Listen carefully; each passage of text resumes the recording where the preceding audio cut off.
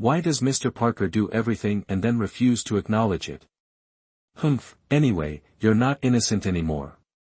Someone like you, who's familiar with the entertainment industry, must be used to pleasing men by now, right? I find you quite filthy. Mr. Parker, you're truly heartless. After all, this was mutual. Is there any need to make it sound so unpleasant? If you found my service satisfactory, you can call me next time to keep you company. Such things are common enough, aren't they? I'm not interested. Mr. Parker, don't be so distant. Or, have you found a woman you love and are staying pure for her? I've never heard of that before. It's just a matter of each getting what they need, why run from it? You look better from the side than from the front. Really? If you want me to be as satisfied as last night, you've got a long way to go. Remember my number. Don't bother me without a key. This extra card is your reward. Who would have thought that being the lover of the city's most famous bachelor in City A would make so many virtuous wives envious of me? Miss Thompson, what brings you here to see me? Oh, you're quite the actress, aren't you? Do you not understand what I'm saying? I don't recall us being close. If you have nothing to say, I'll head back to the hotel to rest. Mary Jane Watson, I warn you, stay away from Peter Parker. He's out of your league. Miss Thompson, you're kidding, right? Mr. Parker and I have done everything already. Now you're telling me to stay away from him. Who do you think you are? I am his fiancée, the future mistress of the Parker household. Oh, I don't know much about you, Miss Thompson, but after meeting you just once, it seems Mr. Parker doesn't hold you in that high regard. What would he do if he found out you threatened me? You vile temptress. You seduced Peter. This slap, I'll remember it. Miss Thompson, if you can't keep a man, maybe you should look at yourself first. Out of pity, I'll let that slap slide. Mary Jane Watson. Have you no shame? Miss Thompson, don't be so worked up, anger will ruin your beauty. Oh, by the way, last night, I was at Mr. Parker's house, sharing an intimate moment with him. I still feel sore from it. You dared to go to his house. Mary Jane Watson, are you really challenging me? Don't misunderstand. You're the official one, I'm just an outsider. We're separate. I'm just curious, in Mr. Parker's house, there's a room that's always locked. What secrets could it hold? Why are you doing all of this? For the man I love, of course. Or, don't tell me, as his fiancée, you didn't know about it. How ironic. You're supposedly engaged, yet don't even have a key to his house. You have no right to speak to me like that. You think you can pry into Peter's secrets? You're not worthy. I'm not interested in any secrets. I'm just curious. After all, I'm merely the lover. If Mr. Parker has private things he doesn't want known, it's not my concern. Oh, and if you, Miss Thompson, aren't concerned, why should I be? You bastard. Why is this room filled with her belongings? Why, of all things, do you still keep reminders of your past with Gwen Stacy? Do you still have feelings for her? A woman who's been dead for 3 years, no longer beautiful, weak, yet you can't forget her. What does she have that I don't? Don't speak about her like that. Say one more word, and I won't hold back. You still care about her. All these years, I've loved you to madness, I've tried my best, yet you still won't even look at me once. It's absurd, I lost to someone who's already dead. You think just because you're my fiancé, you have the right to lecture me? You want to marry me? Fine. But you'll never have my heart. Every time I see you, I'm reminded of the schemes you used to gain this position. You want me to love you? That's ridiculous. You only disgust me. Now, get out of my house. I don't want to see you. Gwen Stacy. You're an unrelenting spirit, haunting me even in death. But it doesn't matter. I'll be the one to win in the end, you're dead. What can you possibly take from me now? Mary Jane Watson, you and I are both jokes. Do you think you can take Peter Parker from me? Don't be absurd. Neither of us can ever beat someone who's already dead. Gwen Stacy, even in death, still holds the most important place in Peter Parker's heart. That room is filled with memories of the two of them. I curse her to hell, to never rest in peace. Placing me among all these men, what do you expect me to do? Mr. Parker, when will you finally give me a title? 3 years ago, she was an unknown actress named Gwen Stacy in the entertainment industry. Now, 3 years later, she has returned in glory as the powerful award-winning Mary Jane Watson, here for revenge. Do you know you're playing with fire, woman? This is your karma. Is that so? The fire you started, you should be the one to put it out. Mary Jane Watson stood before the door of the presidential suite in a 5-star hotel, recalling her manager Linda's words, in the entertainment industry, if you don't have a sponsor, don't expect to reach the top. This is your best chance, make the most of it. She gave a slight, self-mocking smile. Mary Jane, the name she'd taken on, wasn't it a reflection of her own descent? She swiped the card to open the door and stepped into the bedroom. On the large bed lay a man with a strong physique, his chest rising and falling heavily, clearly unsettled. Mary Jane Watson sat beside him, her long, delicate fingers tracing each line of his face. After 3 years, that face was as beautiful as ever, though now with a mature edge that made it even more alluring. Peter, she leaned in, her breath soft as orchids, whispering his name in a gentle tone. In his half-conscious state, Peter Parker heard the tender voice, a familiar sensation pulling him back to a distant memory. Instinctively, he reached out, pulling Mary Jane close, murmuring with a voice full of pain and longing, "Gwen Stacy." Mary Jane's eyes flashed with a complex emotion before she suddenly gave a mocking laugh, ridiculing herself. "Gwen Stacy? Do you even deserve to say that name?" Peter Parker, face flushed, turned over, pinning her beneath him in a fierce, possessive embrace. Mary Jane could only cry out in shock, but her eyes remained cold, burying her feelings deep inside. The next morning, Peter Parker stood beside the bed, his face dark, an icy aura surrounding him that made others shudder. Mary Jane leaned against the headboard, poking her head out from under the blanket with a faint smile. "What's wrong, Mr. Parker? Have your fill, and now you don't want to take responsibility?" Peter gave a cold, mocking smile. "You lost your purity long ago. Someone like you in the entertainment industry should be used to serving men by now, shouldn't you? You're filthy." Mary Jane's fingers twitched slightly, but she continued smiling brightly, remaining silent as she simply looked at him, unreadable. "Mr. Parker, you're truly heartless." It was mutual. Was there really a need to use such harsh words? "If Mr. Parker was satisfied with my services, feel free to call me next time. Isn't this a common occurrence?" "I'm not interested," Peter Parker replied coldly, a glint of contempt in his eyes. "Don't be so distant, Mr. Parker." Mary Jane stepped off the bed, approaching him, and placed a gentle kiss on his chiseled chin. "Or could it be that you have a special woman in your life and want to keep yourself clean? I've never heard of such a thing. After all, we're each getting what we want, aren't we?" Peter frowned, his face expressionless, but a flash of an old memory crossed his eyes. "You look better from the side than from the front," Mary Jane teased, not noticing the shift in Peter's expression. Suddenly, Peter lifted her up and threw her back onto the bed. His powerful frame loomed over her once again. "If you want to please me like last night, you'll have to try harder," he said, his voice filled with challenge. When it was over, Peter returned to his usual cold demeanor.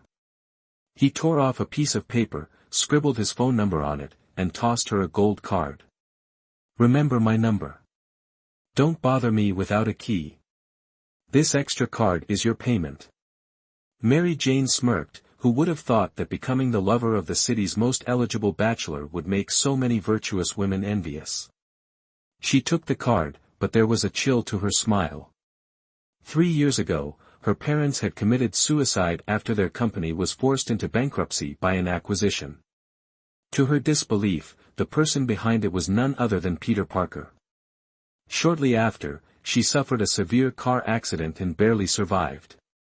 Deciding to fake her death, she fled overseas, underwent surgery, and returned as Mary Jane Watson, a rising star in the entertainment industry. She came back to get close to Peter Parker, secretly seeking revenge. Peter started to speak, but the door to the suite suddenly burst open. A woman strode in, her heel striking the floor with a determined click, her eyes blazing with anger at the disarray of the room. She advanced toward Mary Jane, raising her hand to slap her. But Mary Jane caught her wrist, holding her in place. "Let me go, Mr. Parker. Those old men must have spiked your drink last night." She looked at Peter with fury, then turned back to Mary Jane. "Mr. Parker, allow me to teach this shameless woman a lesson." Another woman stepped into the room, her high heels clicking on the floor, her expression fierce as she took in the scene. But Peter merely looked at her coldly. "This is no place for causing a scene. Don't embarrass yourself." Natalie Thompson looked at him, her eyes filled with disbelief and pain. "Peter, what do you mean? You and this woman, the two of you?" She waited for an explanation from Peter Parker, but he remained silent, his gaze cold and indifferent. In her anger and heartbreak, Natalie burst into tears, shouting, "You can't treat me like this. I'm your fiancée." Peter looked at her with apathy, his voice devoid of any warmth. "So what? I'll marry you, but my affairs outside have nothing to do with you. Natalie Thompson, don't make a fool of yourself in front of others." Mary Jane Watson stood by, watching Natalie Thompson, the woman who had once despised her for being near Peter Parker, with a mocking smile. 3 years ago, Natalie hated her because of Peter, yet now, with Gwen Stacy dead, Natalie hadn't won either. Before leaving, Mary Jane fastened the buttons on her blouse, walked up to Peter, wrapped her arms around his neck, placed a light kiss on his cheek, and threw Natalie a look full of contempt before leaving the room with an air of arrogance. After Mary Jane left, Natalie looked after her, filled with anger and hurt, then clutched Peter's sleeve in despair. "It's been 3 years, and you still won't accept me? I truly love you. We're getting married in 6 months, don't you care that people will see us as a joke?" Peter coldly grasped her chin and spoke with disdain. "Marriage is nothing more than a business merger. Do you think it's something special? Natalie Thompson, stop wasting your time. You want me to love you? In another lifetime. Just keep pleasing my parents, and you'll be the Parker family's daughter-in-law without me ever needing to care." He forcefully pulled her hand away and walked off, leaving her in the room alone, tears streaming down her face. Natalie muttered under her breath, her eyes filled with resentment, "Peter Parker, I won't give up. I used every trick in the book to win you over from Gwen Stacy, there's no way I'll let you slip away now. No one can trample on me anymore. From now on, no one will look down on Mary Jane Watson," Mary Jane told herself, a cold smile flashing in her eyes. On set, Ella's manager approached with a sweet smile. "Mary Jane Watson, this is Ella, the supporting actress in this film. You'll be working together, so please take care of each other." Mary Jane raised her hand as if to shake but stopped halfway, retracting it with a light smile. "Sorry, my hand feels a bit sore today, so it's inconvenient to shake hands." Ella's smile faltered, her lips twitching as she struggled to maintain her composure. Mary Jane continued, her tone light but laced with hidden meaning, "Oh, and Ella, when it comes to fillers, there's a limit. Look at you, your face is so stiff, how will it look on camera? I'm not worried for your sake, of course, but since my family's company invested in this film, it'd be troublesome for me if the movie fails." Ella suppressed her anger, quickly pulling her manager away. Watching her retreating figure, Mary Jane Watson let out a cold smile. 3 years ago, it was Ella who had deliberately ruined multiple takes, repeatedly pushing her into freezing water, causing her to develop a high fever and pneumonia that nearly cost her her life. All because of a petty reason: Mary Jane had accidentally touched Ella's glass of water. Now, it was time for her to taste the feeling of being bullied and pay for her actions. As Mary Jane was reminiscing about the past, the first scene of the day began. Her refined acting captivated everyone on set, earning admiration even from those who had once looked down on her. The director, too, couldn't hide his satisfaction. At the end of the day, as Mary Jane was preparing to return to the hotel to rest, she was stopped by Natalie Thompson. "Is there something you need from me, Miss Thompson?" Mary Jane asked politely. Natalie scoffed, looking at her with disdain. "You're quite the actress, aren't you, Mary Jane Watson?" Mary Jane kept her polite smile. "I'm not sure what you mean, Miss Thompson. I don't think we're that close. If you have nothing to say, I'd like to return to the hotel to rest." Natalie stepped closer, her gaze icy. "I'm warning you, stay away from Peter Parker. He's not someone a woman like you can dream of having." Mary Jane laughed scornfully. "Miss Thompson, you're quite the joker. Mr. Parker and I have already done everything there is to do. Now you want me to stay away from him? On what grounds do you say that?" With pride, Natalie retorted, "I say this as his fiancée and the future mistress of the Parker family." Mary Jane gave a small, cold smile. "I may not know much about you, but it seems Mr. Parker doesn't pay you much mind. If he finds out you're threatening me, I wonder if he'd be upset." Enraged, Natalie slapped her, shouting, "You vile seductress! You must have seduced Peter Parker." Mary Jane turned her face, touching the stinging mark left by the slap, and said quietly, "I'll remember this slap. Miss Thompson, if you can't keep your man, maybe you should blame yourself. Out of pity, I won't hold this against you." Natalie was about to strike her again, but Harry Osborn, the male lead of the film, intervened, grabbing her arm.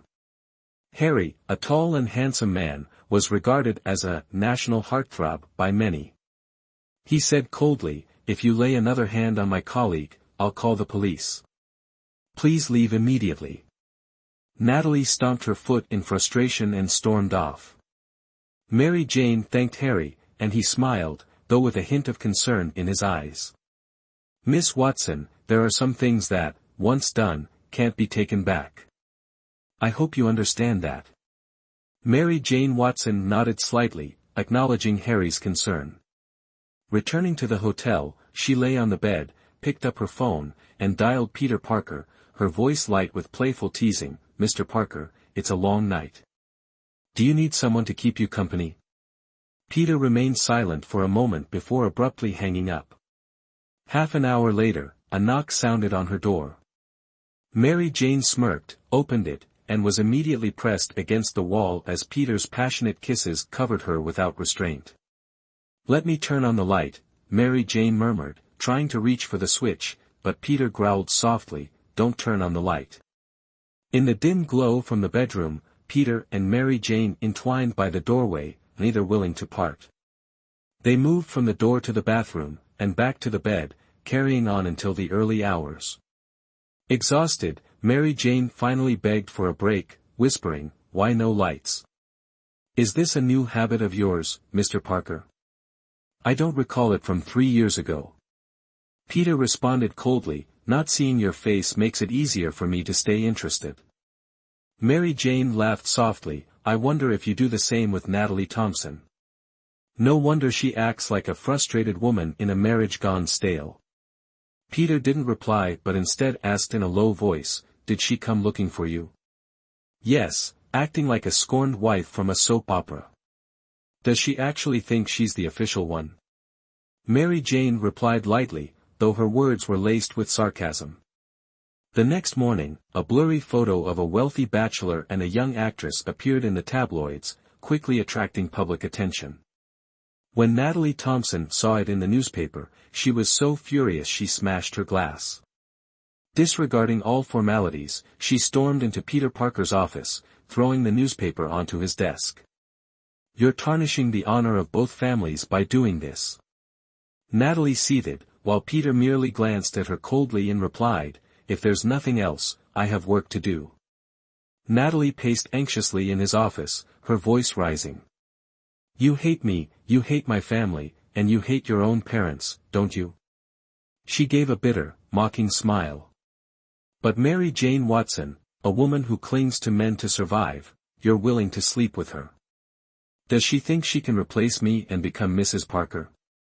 I'm the one who's engaged to you. 3 years ago, it was Gwen Stacy, and now it's Mary Jane Watson. Just what kind of woman do you even want? Shut up. Peter snapped, his anger catching Natalie off guard. She hesitated, but then defiantly replied, why? Am I not allowed to mention her name? You still haven't forgotten her, have you? But she's dead, ashes and all. Immediately, a powerful slap landed on Natalie Thompson's face, leaving her stunned and tumbling to the floor, blood trickling from the corner of her mouth. Peter Parker glared at her with the cold intensity of a wild animal. Get out, he commanded, his voice icy. Natalie, trembling, dared not say another word, quickly covered her face, and fled the office. The secretaries glanced at each other in shock, not daring to comment as they silently closed the door.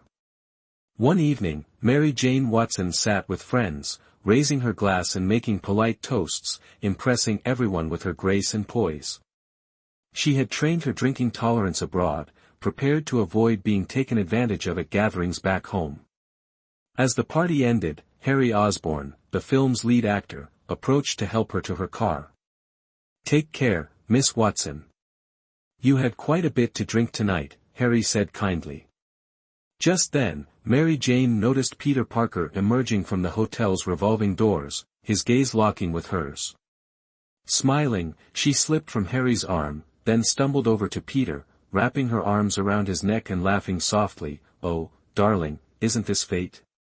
Get away from me, you're drunk, Peter said, his eyes cold and dismissive. I'm not drunk. Mary Jane's smile was sweet, and she planted a kiss on his cheek right in front of Harry Osborn, leaving him speechless. Peter shot her a chilly glance before turning away and stepping into a waiting taxi, ready to leave. You'd really let me sleep on the street tonight? You're so heartless. Mary Jane pouted, adopting a playful tone. I don't care, I'm coming to your place. And if you don't agree, I'll cause a scene. When it hits the tabloids, won't you be the one embarrassed? Peter frowned at her, realizing she had indeed had too much to drink. With a sigh, he lifted her and placed her in his car, driving to his downtown apartment. It was an apartment he had bought for Gwen Stacy 3 years ago, but she'd never moved in due to the accident. As Mary Jane rested her head on Peter's shoulder, she unexpectedly fell silent, lost in thought. When they arrived, Peter opened the door, pulled her inside, and guided her toward the shower. Glancing around the apartment, Mary Jane noticed everything had changed, there was no trace of the memories she once knew. Standing under the warm water, she smiled bitterly. It seems Peter Parker really has left the past behind, otherwise, why rush to change everything in this place? She wondered if he was running away or simply erasing the past. Peter, now dressed in a soft silk robe, prepared a cup of warm milk and returned to find Mary Jane standing in the middle of the room, her eyes gleaming with mischief. What crazy stunt are you pulling now? Still mad? He asked, frowning. A little drink just adds some fun, Mary Jane replied, her voice sweet like honey. Or is it that my body isn't attractive enough for Mr. Parker?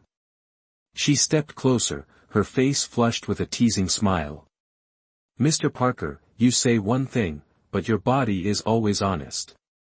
Unable to restrain himself any longer, Peter Parker pulled her down onto the bed, his gaze igniting with barely controlled intensity. The next morning, Mary Jane Watson woke up, her body aching all over. The previous night, Peter had insisted on keeping the lights off, as if he found a thrill in the darkness. Hey, Mr. Parker, if you're going to be a gentleman, at least let me have breakfast before you go, she teased, feigning innocence. Peter gave a curt nod before leaving Mary Jane alone in the apartment. While he was gone, she took the opportunity to explore the bedroom, the living room, his study, and another door. Before her stood a heavy door with 3 shining brass locks, starkly different from the other rooms. Mary Jane paused, wondering, what's this mysterious room for? Could it be where Peter Parker hides his deepest secrets? It seemed that Peter was always so careful, as if afraid someone might break into that secret room. What are you doing there? Don't snoop around in other people's homes. Haven't you any manners? Peter snapped coldly, his gaze piercing. Realizing she'd missed her chance, Mary Jane smiled and took her seat at the breakfast table, enjoying the meal with Peter before taking a taxi to the film set. Despite the exhausting day of filming, her mind kept wandering back to that secret room. By evening, she was determined to find out more and decided to take the first step to investigate. "Hello, Miss Thompson, let's meet," she said over the phone. "Mary Jane Watson, you dare show your face to me?" Natalie Thompson's voice was filled with disdain as she glared at Mary Jane across the cafe. "Don't be so angry, Miss Thompson. Anger is bad for your health and does nothing for that beautiful face of yours." Mary Jane ordered her a coffee and got straight to the point. "Oh, and by the way, I was at Mr. Parker's house yesterday. We had a wonderful time together, I'm still sore from it." "You dared to go to his house?" Natalie's grip tightened on her bag, her face paling. "Mary Jane Watson, did you come here just to flaunt this?" Mary Jane smirked. "Don't misunderstand. You're the official one, I'm just an outsider. We can coexist peacefully. I'm simply curious about that locked room in Mr. Parker's house. What's inside?" Natalie froze. "Why do you want to know?" "Well, he's my man, so naturally, I'd like to know a little," Mary Jane said with feigned surprise. "You're his fiancée, after all. Or don't you even have a key to his place? You're nothing but a scheming fox, daring to speak such nonsense." Natalie Thompson snapped, her voice dripping with disdain. "You want to pry into Peter Parker's secrets? Keep dreaming." Mary Jane Watson shrugged, "I don't need to investigate anything, I'm just curious. After all, I'm an outsider. If Mr. Parker has any unusual interests, that's none of my business. If even Miss Thompson doesn't care, why should I?" With that, she stood up and walked away, leaving Natalie frozen in place, staring in shock. Mary Jane knew Natalie's pride wouldn't allow her to tolerate Peter keeping secrets from her. With her vanity and jealousy, Mary Jane was certain Natalie would act. All she needed was for Natalie to take the bait, so she could gauge just how much Peter valued the things in that secret room. Before long, Natalie found herself entering Peter Parker's apartment, her heart pounding wildly. She had secretly made a duplicate key, waiting for Peter to leave for work before sneaking in. Taking a deep breath to steady herself, she made her way to the mysterious door that Mary Jane had mentioned, with its 3 heavy brass locks glistening ominously. Carefully, Natalie pushed open the door, flicking on the light, only to freeze at the sight before her. The walls were covered with enlarged photos, boxes stacked on the floor filled with women's belongings, sentimental gifts, and love notes with heart-shaped cards. The room exuded deep, undying affection. The photos on the walls ranged from portraits to candid shots, but every single one was of the same person, Gwen Stacy. Just then, Peter Parker stormed into the apartment, his eyes blazing as he saw his sanctuary invaded. With a furious kick, he sent Natalie crashing into the wall, her body racked with pain as she struggled to breathe. "Shameless," he spat, his face contorted with rage. "Peter Parker, you bastard!" Natalie screamed, her face flushed with fury, her hair disheveled, looking like someone possessed. She grabbed his collar, yelling, "Why? Why is this place filled with her things? Why do you keep everything of Gwen Stacy's? Do you still love her? She's dead, a weak, plain woman. What about me? What does Natalie Thompson lack compared to her? Don't use that tone to speak about her. Peter gritted his teeth, shoving Natalie back into the wall, his voice laced with menace. One more word, and I'll show you no mercy. You still care about her. Natalie screamed, her voice thick with madness. I've loved you obsessively since I was a child, done everything for you, yet you won't spare me a single glance. Am I really worth less than a dead woman? How pathetic. With a look of disgust, Peter slapped her repeatedly, his tone dripping with contempt. Don't think that just because you're my fiancée, you can dictate to me. You want to marry me? Fine, I agreed, but you'll never have my heart. With each passing day, I despise you more. Looking at you, I feel nothing but revulsion. Now get out of my house. If you don't want to be on the front page tomorrow, leave. Now. Natalie Thompson staggered out of Peter Parker's apartment, returning home and sitting in stunned silence for 2 hours. Suddenly, she burst into hysterical laughter, ha ha ha. Gwen Stacy, you're an unrelenting ghost, haunting me even in death. But it doesn't matter, in the end, I'll be the one who wins. With her face twisted in fury, Natalie dialed Mary Jane Watson's number, her voice hoarse as she screamed in rage, Mary Jane Watson, you and I are both just jokes. Do you think you can take Peter Parker away from me? Don't dream. Whether it's you or me, neither of us can defeat a dead woman. Gwen Stacy, even in death, still holds the most important place in Peter Parker's heart. That room is filled with memories of the two of them. I curse her, may she never rest in peace. Hearing Natalie's crazed voice through the phone, Mary Jane Watson was shaken, dropping the phone in shock. She thought, what did Natalie just say? She opened that door and saw it filled with Gwen Stacy's things. She shook her head, unable to believe it. This can't be true. Peter Parker was the one who drove my parents to the brink of ruin, the person I despise most. How could he still hold on to Gwen Stacy's belongings? But she knew Natalie Thompson's character well. If she hated Gwen Stacy so deeply, she wouldn't fabricate this story. As Mary Jane was lost in thought, a gentle voice brought her back to reality. Hello, Ms. Mary Jane Watson, I'm Mina, your new assistant. May I help you with your makeup? Turning, Mary Jane saw a young woman with a bright smile and radiant eyes. In that moment, it felt as if she was looking at a reflection of herself from years ago, pure and innocent, just like Gwen Stacy once was. Mary Jane's gaze softened, her mind drifting momentarily as she stared at Mina.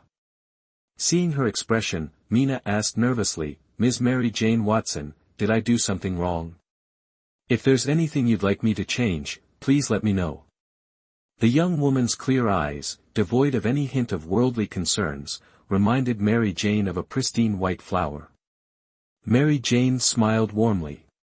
No, it's nothing. You just reminded me of an old friend, she said softly, someone who's no longer here. Mina nodded, smiling brightly, though she didn't fully understand. Mary Jane sat back at the dressing table, allowing the makeup artist to continue preparing her. Mina stood nearby, waiting attentively. As Mary Jane looked in the mirror, she recalled a version of herself from the past, innocent and without guile. But now she understood that this world was a place where only the strong survive, especially in the entertainment industry. Her smile turned faintly cynical as she looked in the mirror. Mina, Linda arranged for you to work with me, didn't she? Mina nodded and responded softly, yes, that's right. If there's anything you need in the future, just let me know.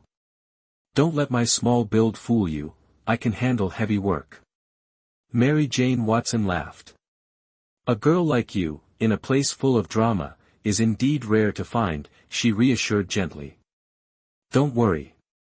As long as you're with me, I won't let you suffer any unfairness. Thank you, Ms. Mary Jane Watson. Mina replied joyfully, her eyes shining with gratitude and happiness. Mary Jane Watson had just given Mina a small lesson to test her, and the girl had passed with ease. She smiled in relief, thinking to herself, Mary Jane Watson really isn't like the others. She doesn't act superior and treats newcomers well. What's more important is that I still have this job. Miss Watson, it's time for your scene, an assistant dressed simply entered to announce without even turning around. Mary Jane Watson responded lightly, I know, I'll be right there. She prepared for the forest duel scene with the male lead, Harry Osborn, and as the script required, she had to be suspended by wires to perform aerial stunts. If it weren't for her previous experiences under the name Gwen Stacy, enduring countless challenges and overcoming a fear of heights, she might have been flustered for her first encounter with a scene like this. Thankfully, her past training allowed her to regain her composure, and her body was lifted into the air. Harry Osborn glanced at her slender figure with a hint of concern, You okay? Mary Jane Watson smirked back confidently, It's no big deal. She then turned to the technician who was ready and said, Director, we can start now. With just a few swift movements, she embodied the sharp poise and charisma of her character. Her feathered fan elegantly sliced through the air, forming powerful, precise arcs. Her determined gaze and magnetic performance left everyone watching in awe and admiration. Mary Jane Watson's excellence made everyone appreciate the value of a true actor. However, not everyone was pleased. Ella, who was initially considered a candidate for the female lead but was outdone by Mary Jane Watson, looked at her with resentful eyes. Though Ella had beauty and talent, she couldn't get over being surpassed by someone with connections. The resentment in her heart grew deeper as she saw the director nodding approvingly at Mary Jane Watson's performance. Suddenly, as Mary Jane Watson executed a backward fall, she struck a branch hard, pain shooting up her spine, freezing her completely. In that moment, memories of the car accident 3 years ago resurfaced vividly in her mind, tearing her apart with images she had longed to forget. Noticing something was wrong, Harry Osborn immediately removed his wires and rushed over to her, asking with concern, Are you okay? Are you feeling uncomfortable anywhere? Mina approached, her voice full of concern, Miss Watson, are you okay? It's my fault, I shouldn't have stood so far from you. Mary Jane Watson smiled gently to reassure her, It's nothing, silly girl. This isn't your fault. People around quickly gathered, and the director asked anxiously, What happened? This is Mr. Parker's choice, if anything happens, I'll be the first to be held responsible. Suppressing her pain, Mary Jane Watson told the director, I hit my back. We might need to pause this scene for now. The pain brought back old memories of injuries sustained from a previous betrayal and a high fall that left her with severely damaged ribs. She thought everything was over after the car accident 3 years ago, but now she realized those wounds hadn't fully healed. Just as she finished speaking, a sharp voice rang out, laced with sarcasm, Miss Watson, so delicate, like a fragile little Lindayu, aren't you? Ella's mocking tone followed, and she cast a sidelong glance at Mary Jane Watson, intentionally speaking loudly, so weak. A slight bump to the back, and you're in such pain. She scanned the other background actors and continued, as actors, we can't avoid bruises and bumps. It's best to toughen up. Ella's words were a clear jab at Mary Jane Watson, implying she was overacting to stir up a bad reputation for her in the crew. Mary Jane Watson merely offered a cold smile, looking at her with disdain. Once, she had been as rash and shallow as Ella, yet the only thing that hadn't changed was Ella's foolishness. Ella, what does this have to do with you? Mary Jane Watson replied, her cold gaze sending a chill down Ella's spine. The director gave a slight cough, signaling Ella to stop, and she reluctantly remained silent. The director ordered the staff to take Mary Jane Watson to the hospital and instructed everyone to clean up the set quickly.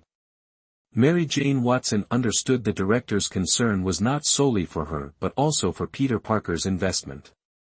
Later, lying in a hospital room, Mary Jane Watson was fiddling with her phone when Mina entered.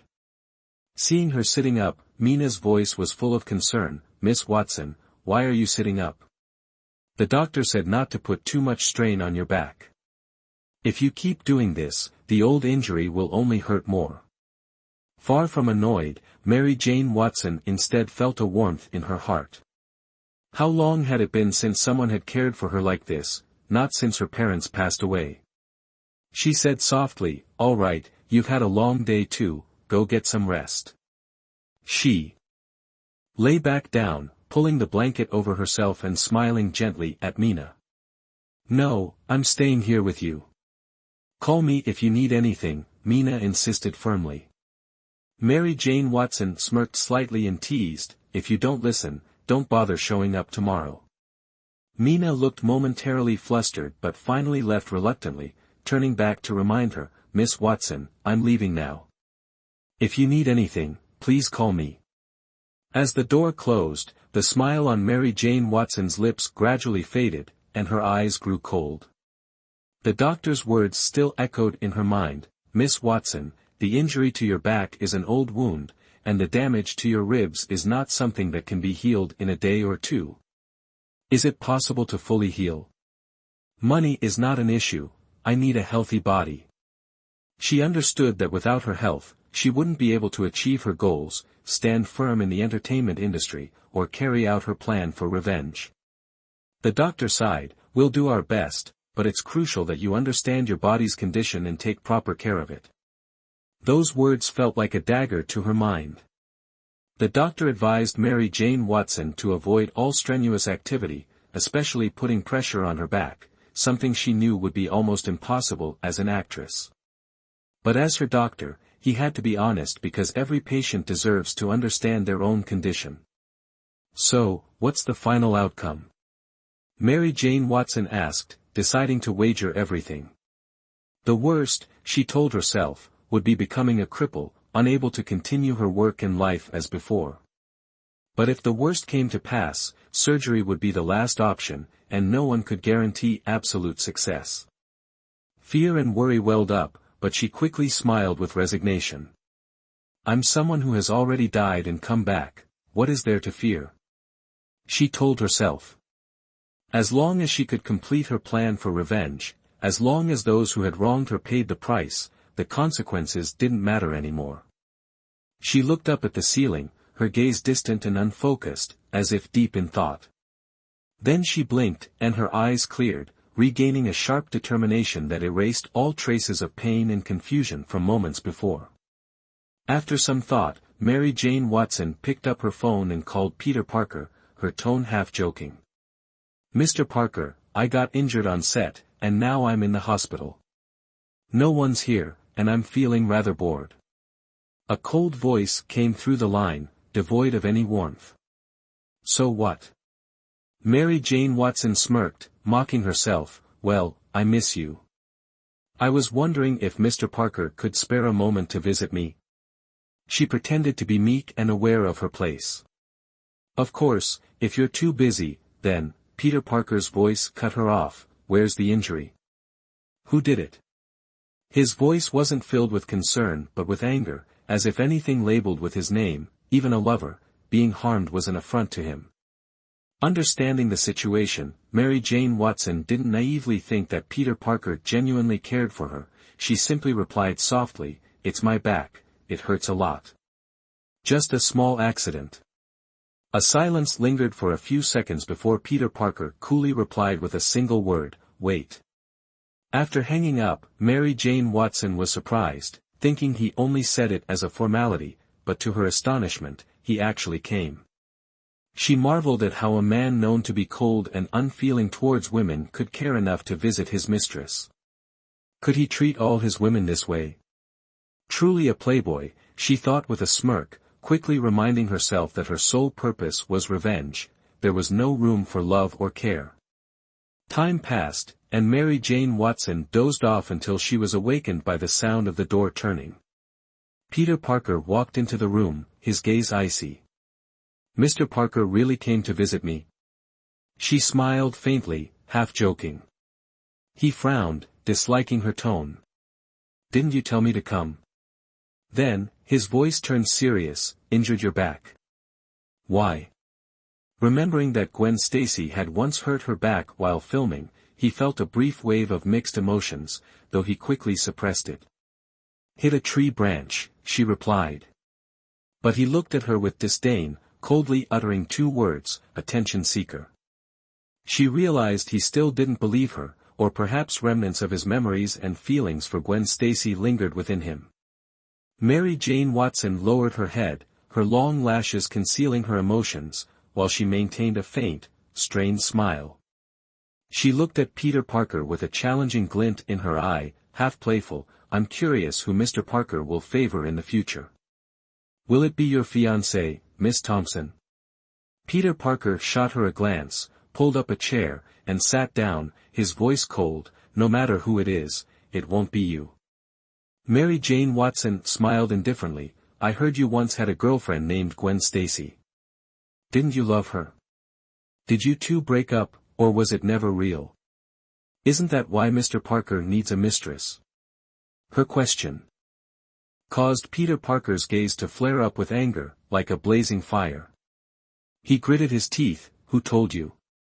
Natalie Thompson told me, Mary Jane Watson answered, feeling a flicker of unease at his intense reaction, but she quickly regained her composure and asked calmly, so what did Gwen Stacy really mean to you? Without another word, Peter Parker suddenly stood up and gripped Mary Jane Watson's chin tightly, his eyes sharp and cold. Remember, I can raise you up, but I can just as easily make you fall. Your role is just that of a mistress. Don't meddle in matters that don't concern you. Mary Jane Watson endured the pain in her chin, nodding as she replied, I understand. As Peter Parker turned and left, closing the door forcefully enough to startle her, Mary Jane Watson gently touched her still aching chin, reflecting on his fierce gaze. This is the first time I've seen him look so terrifying, like a wild lion that's been provoked, she thought.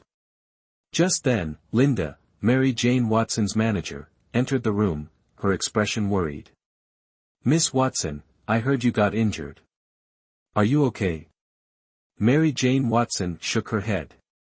I'll probably need a few days to recover, which might delay the filming schedule. I'm sorry, Linda. Linda sighed. It's all right. As long as you keep Mr. Parker happy, no one on this set will dare cross you. Then she asked, by the way, did Mr. Parker come to see you this time after you got injured? Mary Jane Watson laughed, thinking Linda was overestimating her.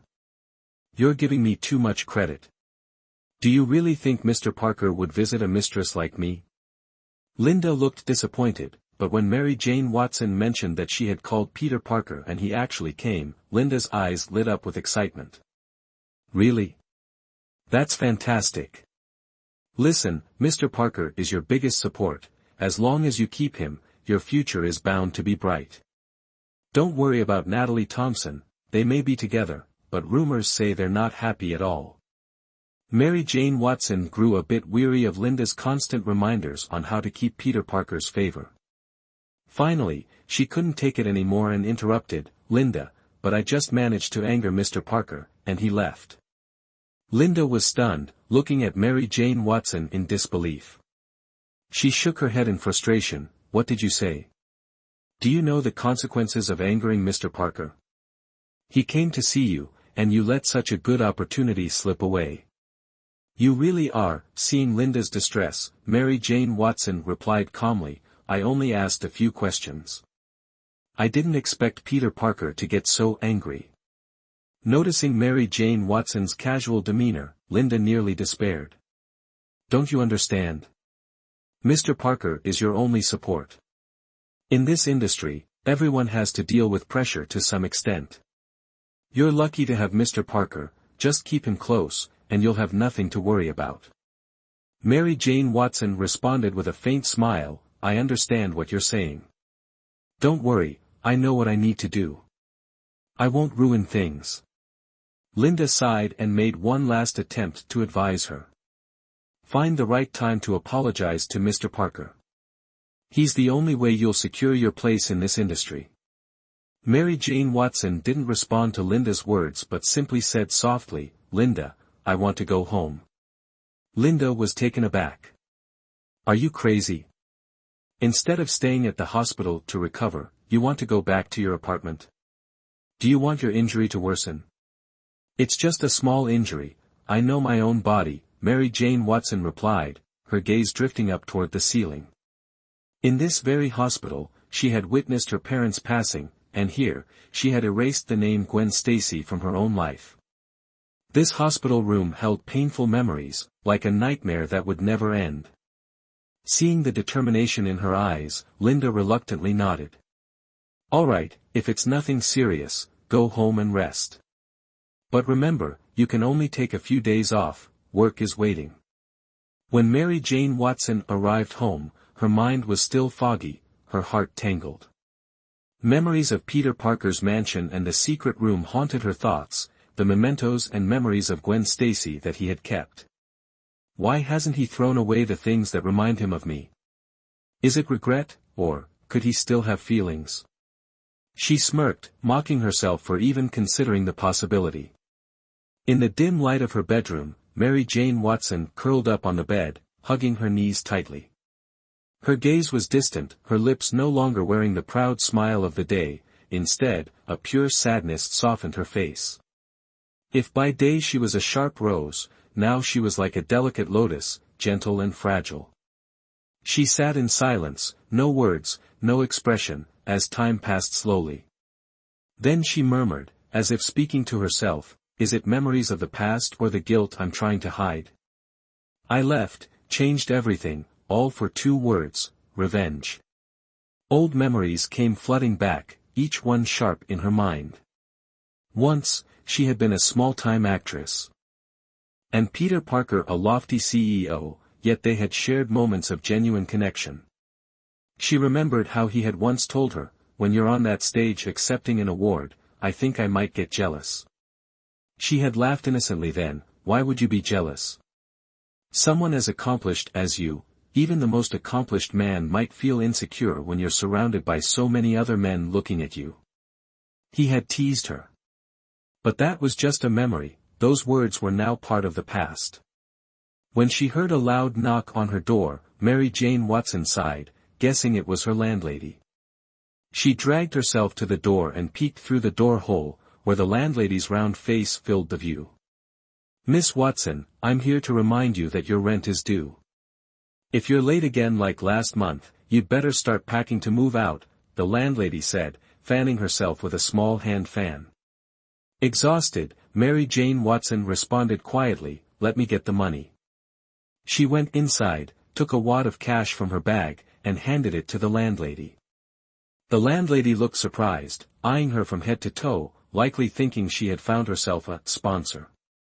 She squinted her eyes, sizing her up, then left with a satisfied look on her face. Mary Jane Watson closed the door, exhaled with relief, and went back to her bed, turning off the light to sleep. From the outside, she appeared to be a glamorous actress, but in reality, she was still confined to this small rental apartment. Many would assume that as Peter Parker's mistress, she would live a luxurious life, but in truth, she couldn't even support herself independently. To Peter Parker, she was nothing more than a tool. Her only purpose was revenge and protecting what remained of Gwen Stacy. The resources Peter provided were merely a means to advance on her chosen path. In the pitch-black night, Mary Jane Watson fell into a troubled sleep, her thoughts gradually emptying. The next morning, she dressed in her simplest outfit, washed up, applied minimal makeup in just 10 minutes, and stepped out for a quick breakfast. Since she didn't have a filming schedule today and her name wasn't widely recognized, she didn't have to worry about being noticed and could move freely among the crowd. Linda's advice from the night before echoed in her mind, it did carry some truth. Ever since her cosmetic surgery in Japan, she had almost lost everything, and Peter Parker was the only person she could rely on. More accurately, she had chosen to place her one and only bet on Peter Parker. Mary Jane Watson quickly returned to change into a light purple dress, adding smoky eye makeup for a more alluring look. Her oval face suited the style perfectly. She gazed at herself in the mirror, nodded in satisfaction, grabbed her handbag, and took a taxi to Parker Corporation. As she entered the lobby, the 2 receptionists exchanged glances and gave her professional smiles. "Hello, how can we assist you?" Mary Jane Watson cast a glance at them, gracefully stepped forward, and said, "I'd like to see Mr. Parker." Her words made the receptionists pause momentarily before one of them forced a polite smile and asked, "Do you have an appointment?" After all, many wanted to see Mr. Parker, yet no one ever succeeded, not even his fiancée. Both receptionists assumed she was just another woman hoping to seek benefits from Peter Parker. Mary Jane Watson took off her sunglasses and smiled confidently. "I don't have an appointment, but I'm certain Mr. Parker will want to see me. Just let him know that Mary Jane Watson would like a moment of his time."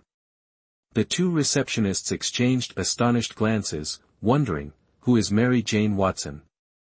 She wasn't a famous star or a wealthy heiress, so how could she be so sure that Mr. Parker would meet her? Although they didn't voice it, they both understood that she was likely just another hopeful woman seeking her fortune. One receptionist responded with a hint of sarcasm, "Miss, please don't waste our time. This is a business, and Mr. Parker has many responsibilities. Don't you think this is a bit presumptuous?" Mary Jane Watson gave a slight smirk, her lips curling with a hint of mockery. "Who said I intended to waste his time? And if I am, I think it's you who are wasting mine.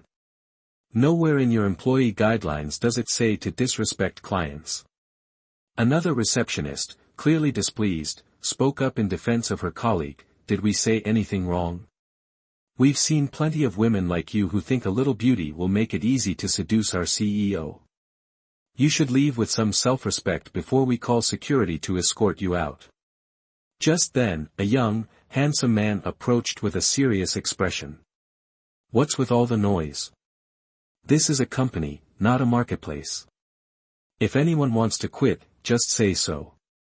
He gave the two receptionists a cold look. The two receptionists immediately lowered their heads, murmuring, "Assistant Liam. This lady wanted to see Mr. Parker, but she doesn't have an appointment." Assistant Liam glanced at Mary Jane Watson. She was undeniably beautiful, with an alluring charm rarely seen, though he had never seen her before. He frowned and said, "Miss, the CEO is very busy." "Please," but Mary Jane Watson immediately interrupted, "Assistant Liam, I am Mary Jane Watson. I'm here to apologize to Mr. Parker." Her voice was polite but firm, clearly conveying her purpose. The name Mary Jane Watson made Assistant Liam pause. It sounded familiar. Then he remembered that Mr. Parker had recently invested in a film, and the lead actress's name was Mary Jane Watson. Suppressing his surprise, he thought, perhaps this woman really does have a connection to Mr. Parker. He nodded and said, "Please wait a moment while I notify Mr. Parker." Mary Jane Watson gave a slight nod. The two receptionists, meanwhile, stared at her wide-eyed, not understanding why Assistant Liam's attitude had changed so quickly. Assistant Liam went to a secluded corner and dialed Peter Parker's number. Shortly after, a cold, emotionless voice came through, "Go ahead. Mr. Parker, there is a Miss Mary Jane Watson in the lobby who says she wants to see you." A brief silence followed, short yet filled with a palpable tension. Then, the cold voice replied, "I won't see her. But she said she's here to apologize to you," Assistant Liam tried to add. Peter Parker seemed to mutter the word apologize, as if contemplating its meaning. After a few seconds, he replied, "Let her up." "Yes, sir," Assistant Liam answered promptly, but Peter Parker had already hung up before he could finish. He returned and informed Mary Jane Watson, "Miss Watson, the CEO has agreed to see you. Please follow me." Upon reaching the top floor, where the CEO's office was located, Assistant Liam left, leaving Mary Jane Watson alone before the closed doors. She lightly touched her chin, wondering if she should knock or just push the door open. Would it be rude to go in unannounced? What if he doesn't let me in if I knock? As she hesitated, his deep voice called out from inside, "Come in." Startled, Mary Jane Watson straightened herself, adjusted her outfit, and entered with a flirtatious smile. "Mr. Parker, how did you know someone was outside? What if no one was there, wouldn't that be awkward?" Without looking up, Peter Parker continued signing documents, replying indifferently, I doubt Assistant Liam would be that slow. Mary Jane Watson felt slightly awkward but quickly brushed it off. She sat on the sofa, glancing around the office, noticing it still held the same minimalist black and white decor as before, sophisticated and high-end. But her thoughts were interrupted by Peter Parker's cold voice. Miss Watson, have you not learned manners? Do you always look around like that when you visit others? Turning back, she saw him walking toward her. His black suit highlighted his tall, elegant figure, while two open buttons on his white shirt gave him an air of effortless charm. She smiled and replied, Mr. Parker, aren't eyes meant for looking? With an office this beautiful, it's only natural to admire it. Peter Parker scoffed, fake. He continued, you're here to apologize, right? Say your piece and leave. This isn't a place you should be. Mary Jane Watson's eyes sparkled. So, you're accepting my apology, then? That means last night is behind us, right? Without looking at her, Peter Parker replied lazily, his words stinging, apologizing is your choice. Accepting it is mine. It's none of your concern. Realizing he wouldn't let it go easily, Mary Jane Watson decided to take things a step further. She stood up, approached him, wrapped her arms around his neck, and leaned close, her voice dripping with seduction. Mr. Parker, I'm sincerely sorry. Won't you forgive me?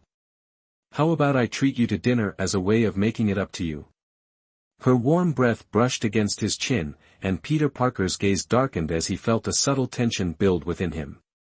She could sense the tautness in his body, but he responded coldly, a dinner to make up for it?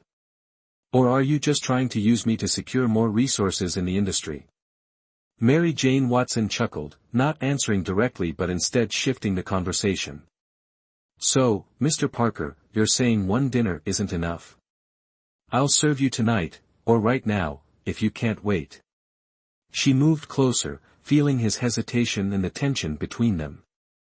But instead of giving in, Peter Parker uttered a single word, back off. He struggled to control himself, the mix of anger and desire swirling in his cold gaze. Mary Jane Watson smiled provocatively. Mr. Parker, you clearly want this. So why push me away? Just as Peter Parker seemed on the verge of losing his restraint, a knock on the door interrupted them, and he shouted angrily, Get lost. The secretary outside, terrified, quickly retreated, while Mary Jane Watson took advantage of the moment, tightening her grip around his neck, making him feel the pressure. At last, Peter Parker pried her hands off, his face void of emotion as he coldly remarked, What are you trying to do, seduce me while choking me to death?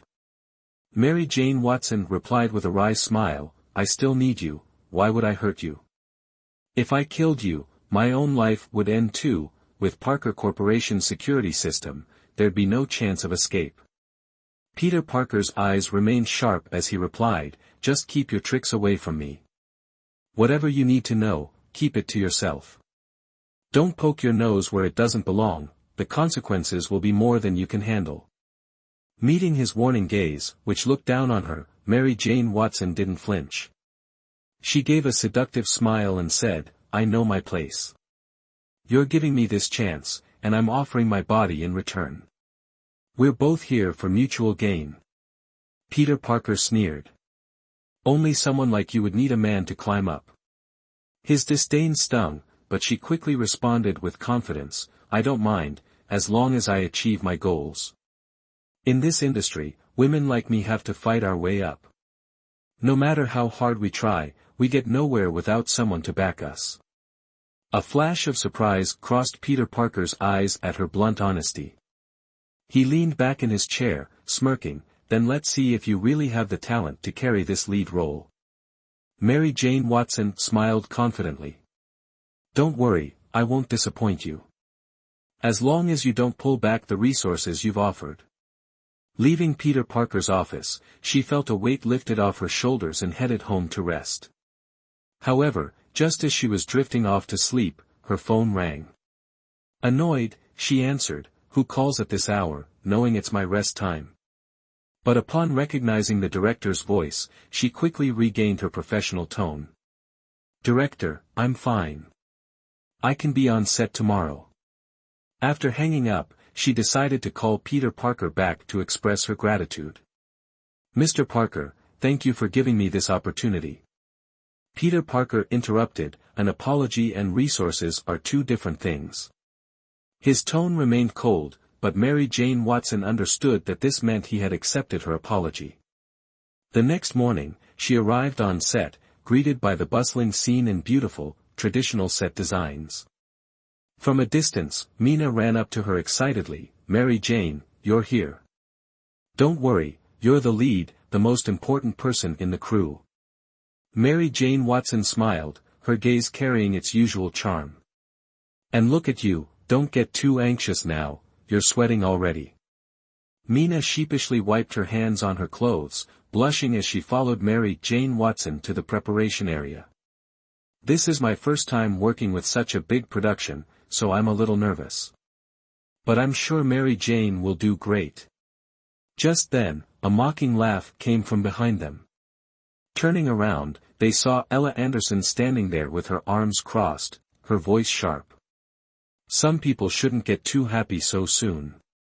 Remember the last time you auditioned and ended up in the hospital? With that kind of health, maybe you should just stay home and rest." Mina, furious, was about to snap back, but Mary Jane Watson calmly intervened, "My health is none of your concern, Ella." She stepped closer to Ella Anderson, whispering, "Even if I hadn't shown up, this lead role still wouldn't have gone to you." Ella was left speechless, noticing others discreetly watching her with mocking glances. Furious, she clenched her fists, her nails digging into her palms, yet she said nothing, only glaring at Mary Jane Watson's retreating figure with hatred. Today was the first day of filming, so the director chose some simple scenes for good luck. Since it had been a while since she last acted, Mary Jane Watson reminded herself to prepare carefully to deliver her best.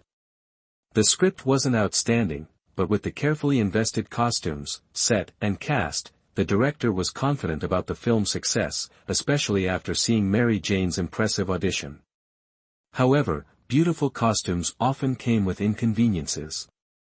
Mary Jane's ethereal dress looked light, but in reality, it was quite heavy, and the weather was getting warmer.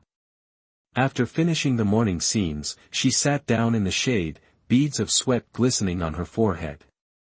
Seeing this, Mina blamed herself, "I should have thought to bring a mini fan for you." Mary Jane Watson laughed, "Don't worry about it. We'll probably wrap up early today." Mina insisted, "No way, you need to rest properly. I'll go find a fan right now." With that, she ran off, leaving Mary Jane shaking her head with a smile as she looked for a cooler spot to sit. She walked down a hallway on set, finding a quiet place to rest, but before she could sit down, someone stepped out from behind a nearby screen. Looking closely, she recognized Bella Taylor, the actress initially chosen for the lead role.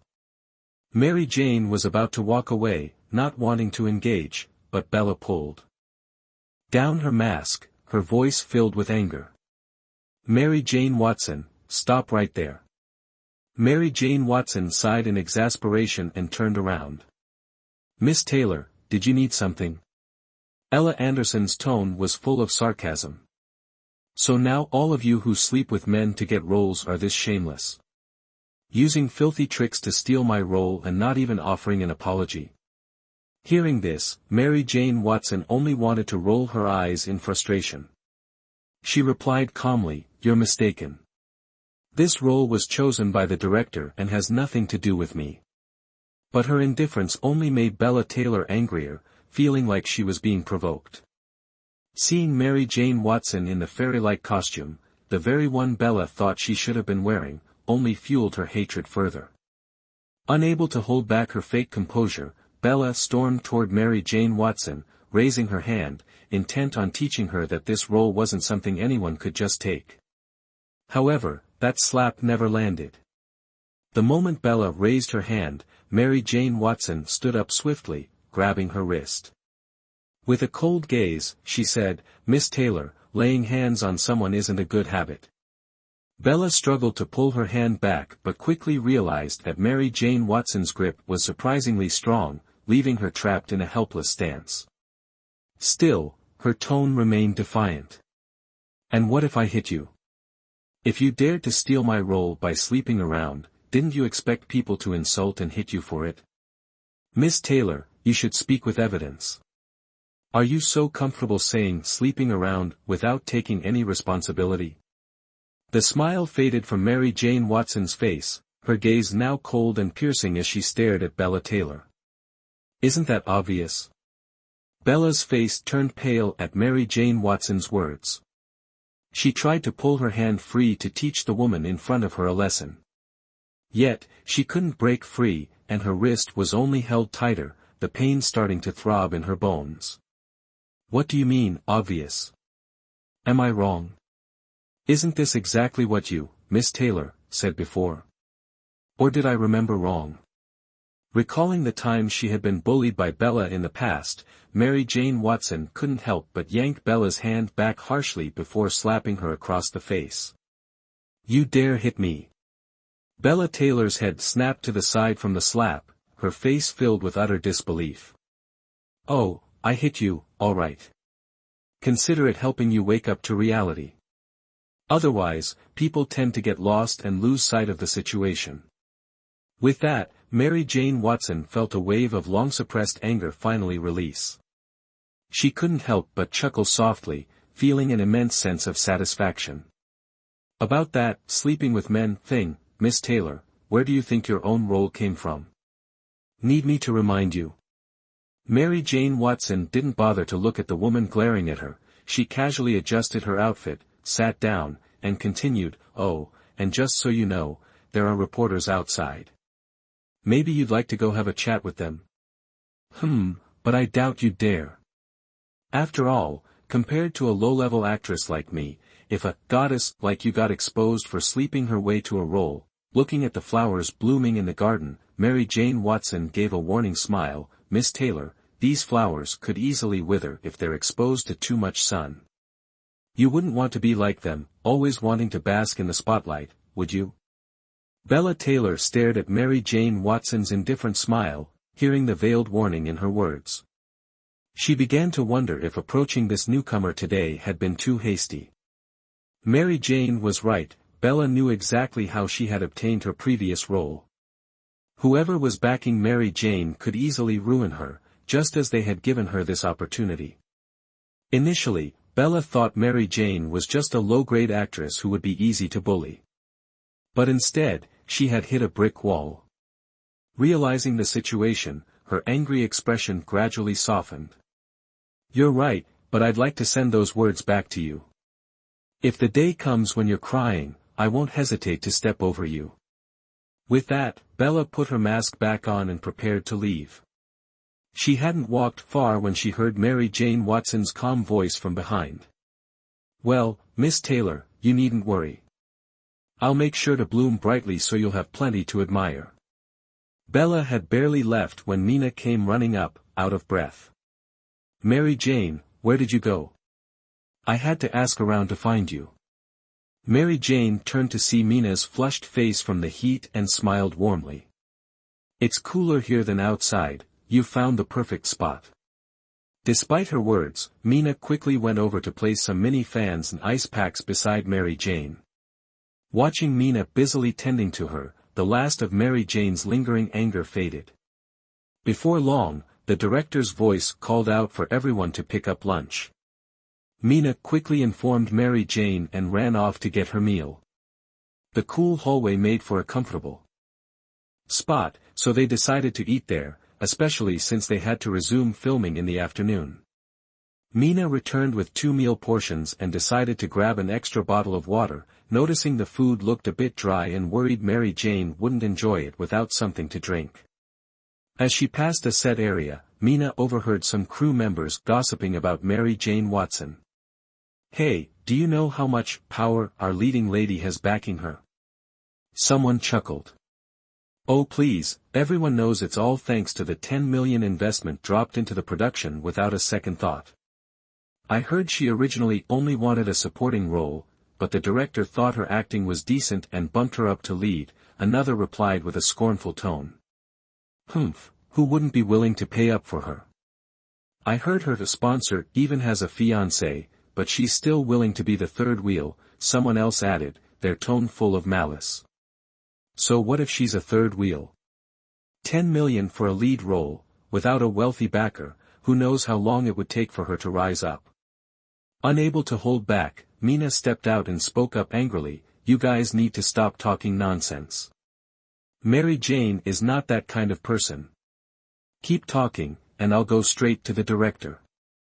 The group, caught in the act, looked flustered, mumbling excuses as they prepared to slip away. Mina, seeing them trying to escape, raised her hand to block them. What, you're just going to walk away? Go apologize to Mary Jane. She's been nothing but kind to you all, even gave you small gifts this morning, and yet you talk about her so cruelly. You won't even apologize. Initially, some of them felt a bit guilty, but being confronted by Mina like this made them defensive, and they shot back, apologize. For what? We didn't say anything that isn't true. If she did it, why shouldn't we talk about it? With that, they brushed off Mina's hand and quickly left. Mina could only stand there silently watching them go, then quietly returned to Mary Jane Watson without mentioning the incident. Noticing Mina's upset expression, Mary Jane assumed it was just the heat and didn't think much of it. The two quickly finished their lunch and returned to filming.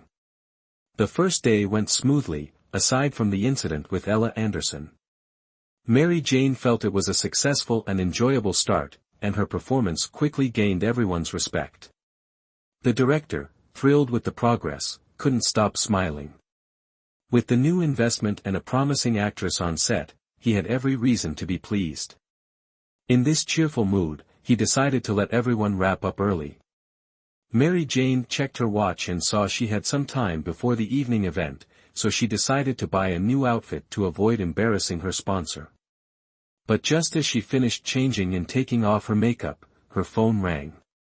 On the other end was her familiar sponsor, instructing her to sit tight and wait for him to pick her up. A bit surprised, Mary Jane found a spot to sit and wait on set. Finally, after most of the crew had left, she saw the familiar car pull up. When the door opened, she was surprised to see Peter Parker sitting in the back seat. She paused for a moment. Was this really the treatment afforded to a mere mistress? Or perhaps Peter Parker had some free time today. Shrugging to herself, she got in the car. Once inside, Peter Parker didn't look up, his eyes glued to his documents, and he instructed the driver, to the other apartment. Hearing this, Mary Jane Watson felt a flicker of confusion. Weren't they supposed to go to the evening event? Why were they going to his apartment first? Was he planning to unwind a little before the party? She thought to herself, marveling that she'd never seen Peter Parker this eager before. After all, she was just his mistress, and this was part of her job, so she had no complaints, only the need to cooperate. The journey was silent, neither spoke a word. Soon enough, they arrived at the apartment. Already prepared, Mary Jane wrapped her arms around Peter Parker's neck as soon as they entered, intending to kiss him. Peter Parker looked momentarily surprised, but then his mouth curled into a cold smile. What's this, Mary Jane Watson? Are you that impatient? Don't start anything tonight, or you'll never make it to the party. With that, he pulled away, calmly seating himself on the sofa and regarding her with a mocking gaze. His words left Mary Jane momentarily stunned, and it took a second for her to understand that he hadn't brought her here for that.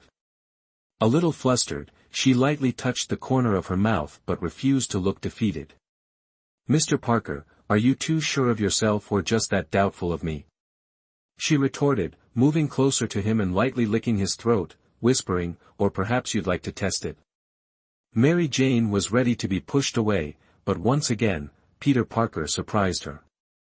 When she looked up, he was staring intently at her face, his eyes filled with a strange pain, as if he hadn't hurt her at all. She was about to ask when the doorbell rang unexpectedly, and she stood up to open the door. Meanwhile, Peter Parker remained on the sofa, unable to stop himself from sinking into memories. It was too similar. Just now, when Mary Jane turned away and used that small gesture to ease her awkwardness, it was exactly what Gwen Stacy used to do. Gwen had always been gentle and shy. Whenever he teased her, she'd make that very gesture, tugging her finger slightly, then touching the corner of her mouth. Perhaps Mary Jane had entered his life as a comfort sent from above after Gwen left. Or maybe it was punishment, a reminder that he'd never forget that sweet, innocent girl. Mr. Parker, how about this suit? The stylist had just entered and was asking for Peter's opinion. Seeing him distracted, the stylist spoke up again. But still stirred by the memories, Peter was in no mood to pay attention. He merely glanced at the suit and nodded his approval, then returned to the bedroom to change. The stylist quickly handed Mary Jane Watson an evening gown in another room. By the time they were both dressed and ready, 2 hours had passed, and the party was about to start. As soon as they stepped into the ballroom, Peter Parker was immediately surrounded by a group of executives. After all, anyone who could seize the chance to network with Peter Parker would have a much easier time doing business in the future. No one was surprised that Peter hadn't brought his fiancée, Natalie Thompson. In events like these, it was rare for CEOs to bring along their wives or fiancées. Although the executives were polite enough not to mention it, not everyone they brought along was so tactful. Mr. Parker, who is this girl? I remember Natalie Thompson is your fiancée, a tall young woman asked, giving Mary Jane Watson a once-over. The crowd around Peter Parker paused momentarily at her words, then quickly resumed their greetings, acting as if nothing had been said. But it was clear that this girl had no intention of letting the matter go. Annoyed that her question was ignored, she shook off her father's hand and walked straight toward Mary Jane Watson. What's your relationship with Mr. Parker? He's leaving his fiancée at home to bring you here. She then turned her gaze to Peter Parker, as if Mary Jane were invisible, clearly expecting him to explain himself. She knew it wasn't exactly appropriate to ask such a question here, but Natalie Thompson was her close friend. Seeing her kind-hearted friend repeatedly hurt by Peter Parker's indifference, and now watching him openly disregard Natalie like this, she couldn't resist speaking up on her friend's behalf.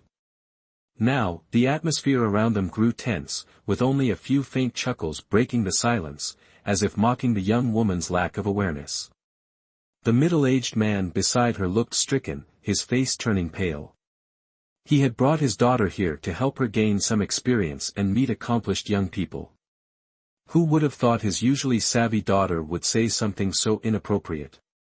If Peter Parker took offense, the impact on his company could be devastating.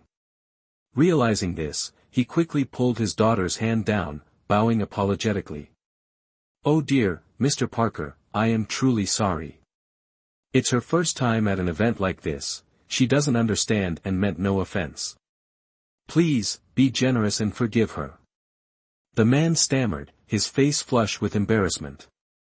But before he could finish, Mary Jane Watson, who had stood silently by Peter Parker's side, chuckled and said, "Oh, it's normal for children to be ignorant, but adults should know better, shouldn't they?" With that, she gently released Peter Parker's arm and walked toward the young woman, smiling. "Young lady, if you have questions, ask those involved. Speak to Natalie Thompson or Mr. Parker.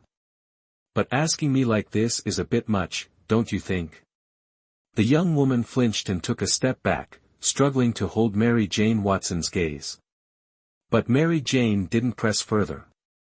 She turned back, once again taking Peter Parker's arm naturally. The middle-aged man grew even more anxious after Mary Jane's remarks, silently cursing his daughter for her meddling while bowing repeatedly in apology. Peter Parker looked at him briefly before finally speaking, "It's all right, but children should still be taught better." The man sighed in relief, nodding quickly. "Yes, of course, you're absolutely right. I won't trouble you any further, Mr. Parker, we'll meet again soon." With that, he pulled his daughter away. After that incident, anyone who had considered challenging Peter Parker quickly dropped the idea. Glasses were raised as people chatted and laughed warmly, maintaining an air of harmony and joy regardless of their true feelings. Mary Jane Watson soon drifted away from Peter Parker and found a quiet spot, sipping her wine as she watched him surrounded by admirers at the center of the party. There was no denying that Peter Parker always stood out in a crowd. Watching him through her glass, Mary Jane couldn't help but remember her time as Gwen Stacy. It seemed she never had the chance to attend such events with him back then.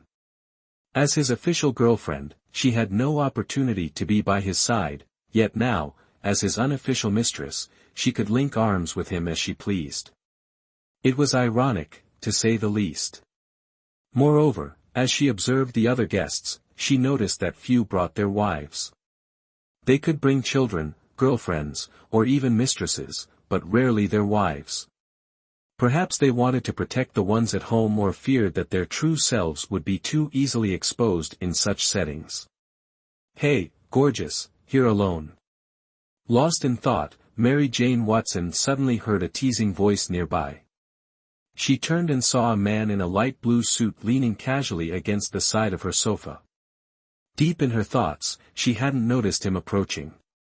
"Did you just arrive?" Mary Jane didn't answer his question directly but raised an eyebrow and offered a polite smile. Jack Miller, intrigued by her subtle response, was rarely drawn in by anyone so quickly.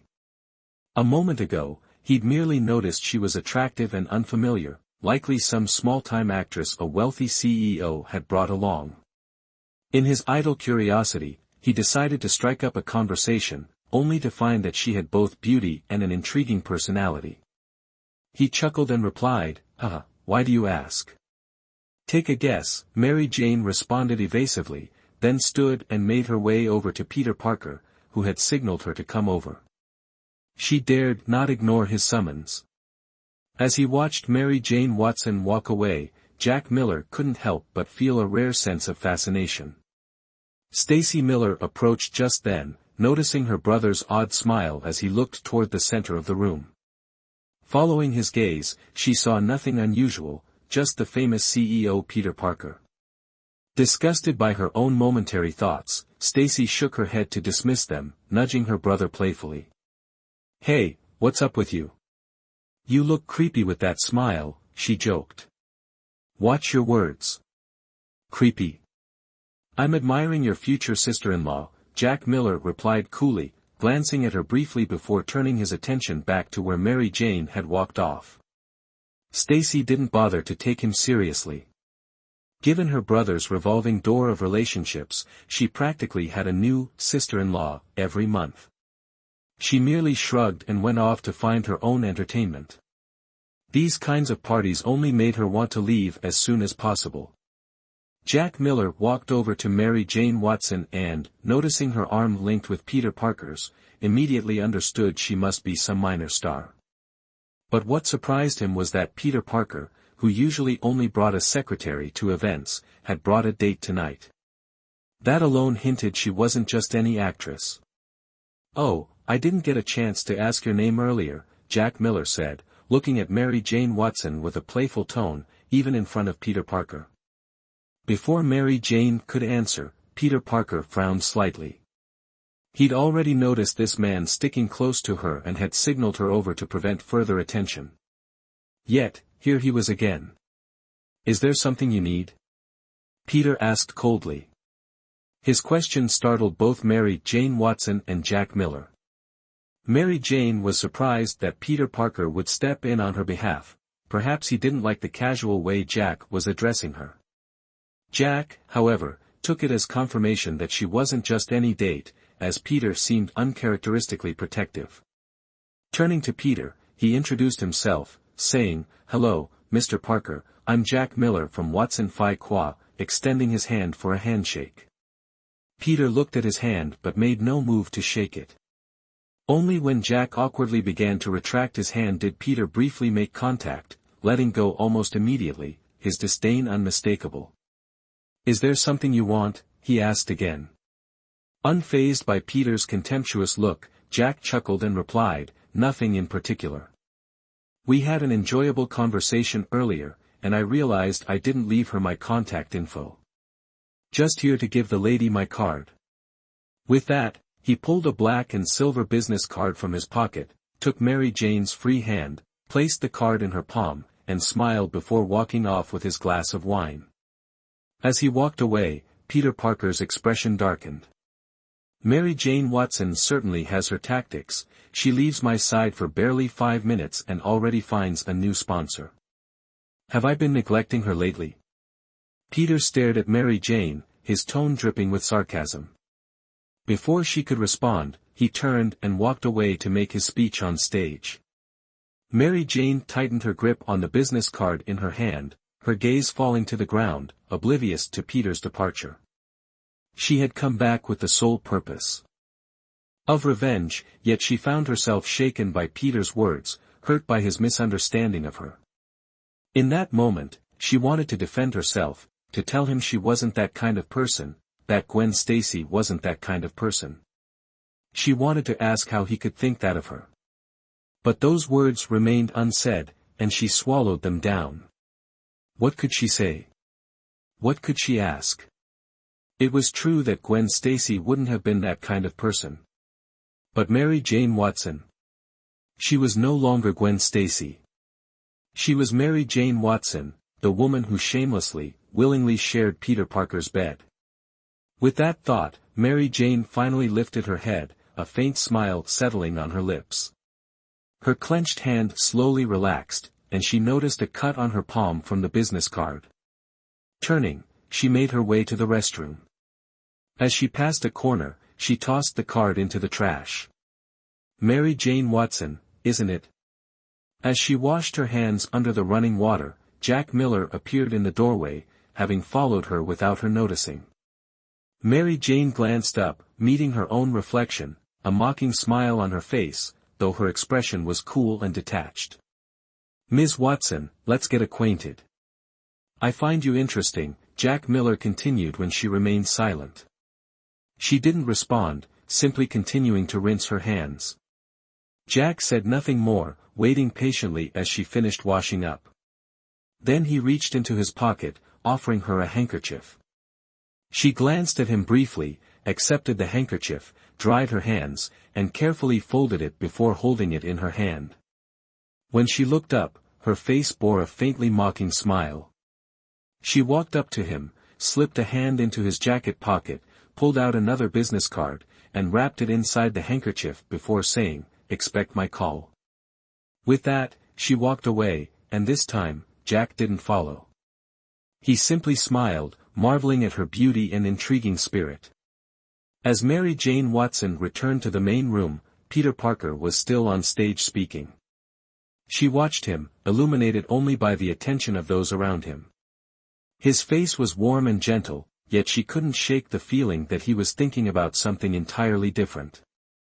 Reflecting on his last sarcastic remark before his speech, Mary Jane realized she would probably need to apologize to Peter Parker tonight. She had to consider carefully how she'd explain, or it might impact tomorrow's filming.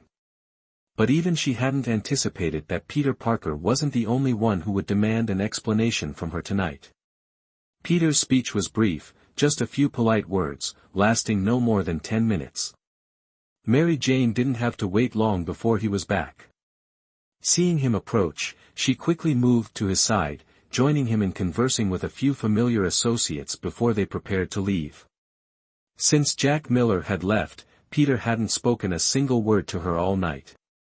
On the drive back, each of them focused on their own thoughts. Peter continued reviewing his endless stream of documents, while Mary Jane stared blankly, bored. She didn't bother asking where they were headed. After all, she intended to fulfill her full-service commitment. Standing outside the familiar apartment building, Mary Jane Watson didn't say a word. She merely followed Peter Parker step by step into the elevator and up to his floor. The moment they entered, she instinctively slipped into a familiar, almost mechanical demeanor, playing the part she knew too well. Peter shot her a glance, and a wave of disinterest washed over him. He couldn't deny that he'd agreed to this arrangement because something about her faintly reminded him of Gwen Stacy. But if he truly wanted someone by his side, it didn't have to be her. Seeing her calculated expression, Peter's face darkened. He had spent enough time with Gwen to know she would never wear such a rehearsed look. Was Mary Jane Watson truly remembering, or was this simply a betrayal of the memory? Lost in these thoughts, his expression turned somber and withdrawn, as though he had created a wall that no one could breach, Mary Jane Watson included. As she watched Peter sit on the sofa, distant and absent, Mary Jane felt a strange panic bubble up inside her. Beneath that anxiety was something she didn't yet recognize, something she couldn't focus on. She had molded herself into the perfect seductress to get closer to Peter, to unravel the truth and enact her revenge. If Peter no longer found interest in her, how could she fulfill her plan? She couldn't allow that. "Peter Parker, did you bring me here tonight just to talk?"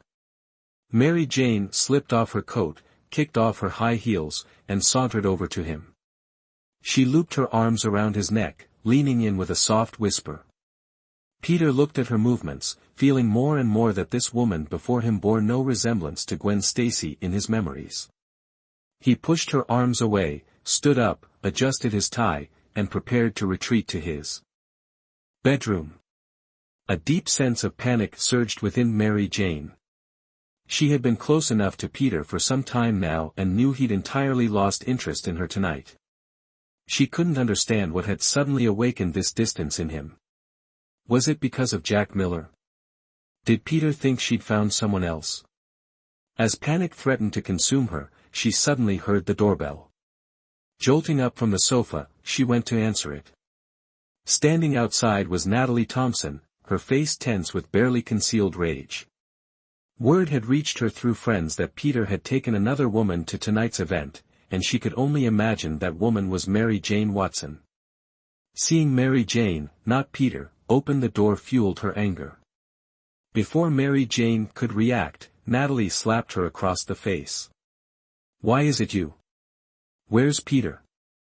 Natalie's slap left Mary Jane Watson stunned. When she opened the door, her mind was still preoccupied with Peter Parker, not expecting to find Natalie there. Once she regained her composure and saw the furious woman before her, Mary Jane smiled seductively and replied, "His fiancée came here to ask me where he is?" "You're shameless, you little vixen," Natalie retorted, at a loss for anything else to say. Mary Jane's smile deepened as she responded, "Shameless? Miss Thompson, please be clear about who's in the wrong here." At that moment, Peter Parker emerged, having heard only the last part of their exchange. Seeing the red mark on Mary Jane's cheek, he tilted his head slightly, stepping between her and the enraged Natalie Thompson. For a moment, Peter couldn't help but feel he was back in the past, seeing Gwen Stacy being bullied by Natalie, who had used her family's influence more than once to make Gwen's life difficult. His irritation surged anew, and he instinctively pulled Mary Jane closer as he addressed Natalie in an icy tone, "What are you doing here?" Natalie's gaze fell upon them, Mary Jane barefoot, her dress slightly wrinkled, and Peter looking disheveled, with his tie loose and his shirt unbuttoned halfway. She could easily imagine what had been happening before she arrived. Now, hearing Peter question her for coming, Natalie felt both hurt and mocked. Her eyes reddened with unshed tears, and she choked out, "You're asking why I'm here? You're my fiancée. You take another woman to an event, bring her back to your place, and now you ask why I'm here. What other reason would I have to come?" Natalie's composure finally broke, and her tears spilled over. Yet Peter only looked at her indifferently, completely unaffected by her despair. He coldly responded, "What does any of this have to do with you?" "I'm your fiancée," she screamed back at him. Peter gave a derisive chuckle. "Does being my fiancée give you the right to show up at my place in the middle of the night, interrogate me about my schedule, and slap the people in my life?" Natalie stood there, stunned, her strength draining as his words registered. "You call her your person? And what am I to you?" Peter's expression remained calm. "If you ever do this again, our engagement is over." He then pushed her outside and shut the door firmly.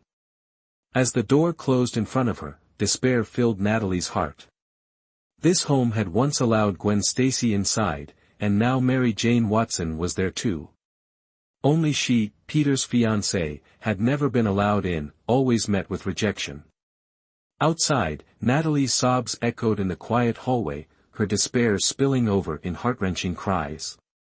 Meanwhile, inside, Mary Jane Watson was lost in thought, reflecting on the exchange between Natalie and Peter.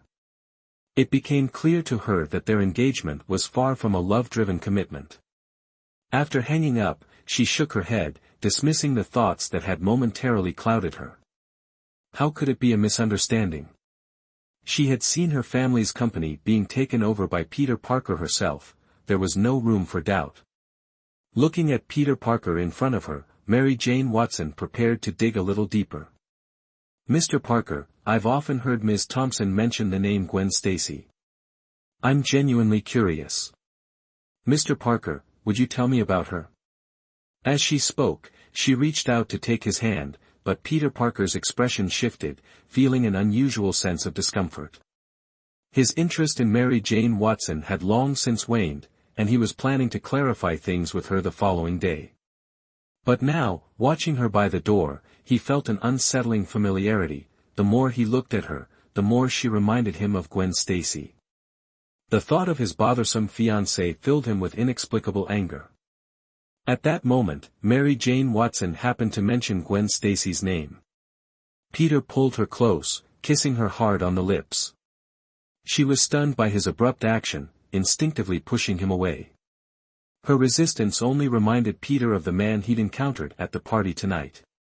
He tightened his grip, guiding her toward the sofa and pinning her down, his voice filled with a faint tinge of regret as he asked, "So, found yourself someone new already? Now you want to stop playing your part? Your role isn't finished yet." Someone new. Mary Jane Watson was momentarily baffled, then, catching his drift, she replied with a playful smile, "Mr. Parker, you're kidding, right? There's no one else." Her wrists pinned above her, she raised her head and gently brushed her lips along his jawline, a gesture she used to comfort him back when he was troubled. Seeing him so visibly upset over Jack Miller, she instinctively tried to soothe him. However, after the gesture, a pang of guilt hit her. She feared Peter might recognize something, but quickly dismissed it, reassured by her drastically different appearance. Yet, unknown to her, Peter Parker's initial interest in her stemmed from her uncanny resemblance to Gwen Stacy. Her actions now only intensified this sense of similarity. He kissed her eyes, lips, jaw, and neck, yearning to imagine that the woman beneath him was the one he'd never forgotten. Each gesture became increasingly tender. The two spent the night together, moving from the sofa to the bedroom. By the time Mary Jane Watson awoke, it was almost 11 a.m., and Peter was nowhere to be seen. She quickly called the director, fabricating a story about needing to visit the hospital and promising to be on set that afternoon. The director, evidently used to such excuses, promptly agreed. After handling that, she washed up and hurried out. Meanwhile, Peter Parker, already at work, received a call from his mother, asking him to visit later that afternoon, saying she had something important to discuss. He knew right away it was likely Natalie Thompson recounting last night's events. Since he planned to clarify matters with his mother as well, he agreed and drove over as soon as he left the office at noon. As soon as Peter Parker walked through the door, he saw Natalie Thompson sitting in the living room, chatting with his mother, who was laughing heartily. The moment Natalie noticed him enter, her smile vanished, and she put on a wronged expression but didn't dare to say anything. Already annoyed by her presence, Peter Parker greeted his mother before addressing Natalie directly, "Why are you here? Didn't we clarify things last night? Peter, why are you talking to Natalie like that?" His mother, hearing the irritation in his tone, quickly interjected. But Peter ignored her and said, "Mom, I'll explain everything to you shortly." He turned back to Natalie and continued, "I've reconsidered our arrangement. It seems like you didn't fully understand it before. There's no need to continue. You can leave now. Natalie Thompson hadn't expected such words and stood there, stunned, unsure how to respond. When Peter saw her make no move, he called the housemaid over. Auntie Tsu, please see Ms. Thompson out. Without another glance in Natalie's direction, he escorted his mother upstairs. Watching Peter's retreating figure, Natalie realized he was serious this time. The look of grievance had long since faded from her face, replaced by a scornful gaze. She glanced awkwardly at the housemaid beside her before grabbing her purse and leaving. She understood that staying any longer would be pointless and would only embarrass herself further. She would have to go home and rethink her strategy. Upstairs, Peter's mother, now seated and waiting for an explanation, had grasped some understanding of the situation from their conversation. Peter seemed slightly uncomfortable as he began, "Mom, the engagement arrangement was something I agreed to only to please Grandpa." His mother, watching her son's impassive expression, couldn't help but feel a flash of frustration. She lightly tapped his hand, scolding him, "Why didn't you tell me before? I thought you genuinely liked Natalie." "There was no need at the time," Peter replied simply, though his mother understood his meaning. He had likely intended to go through with the marriage initially, so bringing it up back then would have only created unnecessary trouble. "So, does that mean you found someone else?" she asked, curious. "No," Peter replied flatly. "Then why suddenly cancel the engagement? What will your grandfather think?" she asked in surprise. "I've recently been supporting a young actress, and Natalie has been causing problems over it," Peter explained indifferently. "Rather than let this blow up and become embarrassing for both families, it's better to be clear about things now. As for Grandpa, don't worry, I'll handle him." His mother sighed, understanding but still reluctant. "Fine, as long as you're sure. I won't say anything further." "All right then, Mom. Rest up," Peter said as he prepared to leave. As he reached the door, his mother called after him, "Stay for lunch before you go, all right?" He agreed, and after a quiet lunch with his mother, he drove back to the office. Once he informed his grandfather of the broken engagement, there would undoubtedly be some backlash. He would need to prepare well over the coming days to ensure he wasn't put at a disadvantage.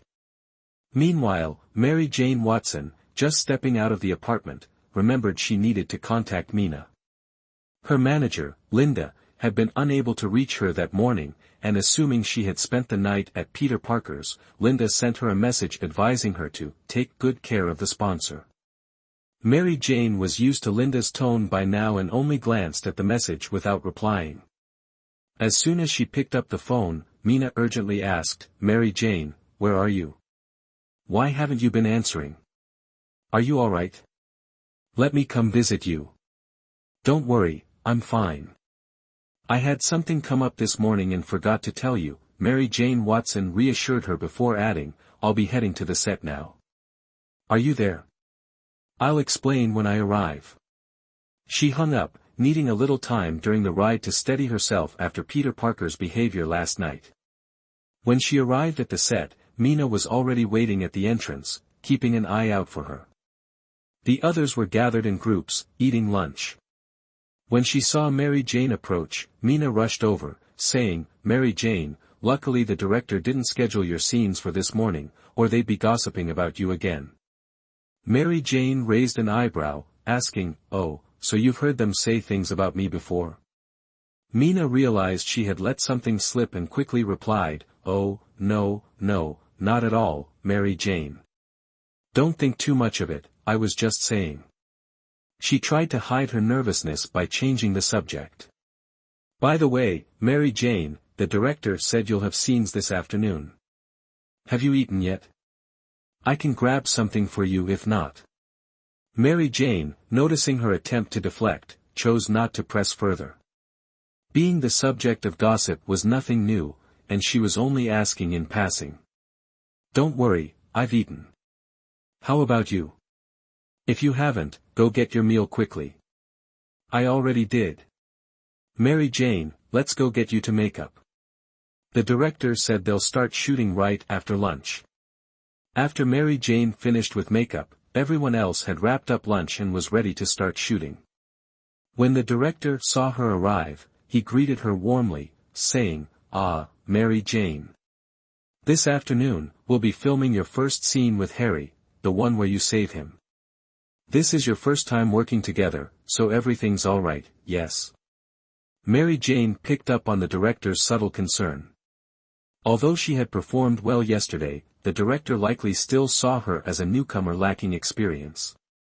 But she wasn't just Mary Jane Watson, a newcomer, she was also Yen Yu, an actress with several years' experience playing supporting roles. In terms of experience, Mary Jane was in no way inferior to anyone here. "Don't worry, director, I'll do my best to work smoothly with Harry," she replied with a smile. The director, reassured by her humble attitude, felt his worries about yesterday's issues ease a little. Remembering Mary Jane's strong performance, he became even more confident. Today's scene involved the male lead, Hon Nan Leet, played by Harry Osborn, meeting the female lead, Song Zi-chi, portrayed by Mary Jane Watson, for the first time. The highlight was mostly on Harry's character, so Mary Jane's acting demands weren't too high. The set and props were prepared, and as Harry and the extras took their positions, the director called, "Action." At the signal, Harry Osborn's normally kind face changed, his gaze sharpened, completely embodying the character Hon Nan Leet from the Bienbin dynasty. He swiftly turned, plunging a dagger into the Imperial Guard who had discovered his hiding spot, before clutching a wound on his abdomen. He crouched low, slipping along the wall into a narrow alleyway. Attempting to jump over a wall, the intense pain in his wound caused him to stumble and fall into a courtyard. At this moment, Tong Zi-chi, who lived in this courtyard, was locked in her room by her mother as punishment for sneaking out to play, so there was no one in the yard. The guards were stationed only at the gate to prevent the young lady of the house from sneaking out again. This situation happened to work in favor of Huan Yenlai, who accidentally found his way into the yard. He hid in the shadows, quickly scanning the area to confirm it was empty before cautiously standing up and moving toward the house. His injury was quite severe, and he needed someone to help him get medicine. Tong Zi-chi, sitting in her room reading, heard the door open and assumed it was a maid coming to inform her that she was allowed out again.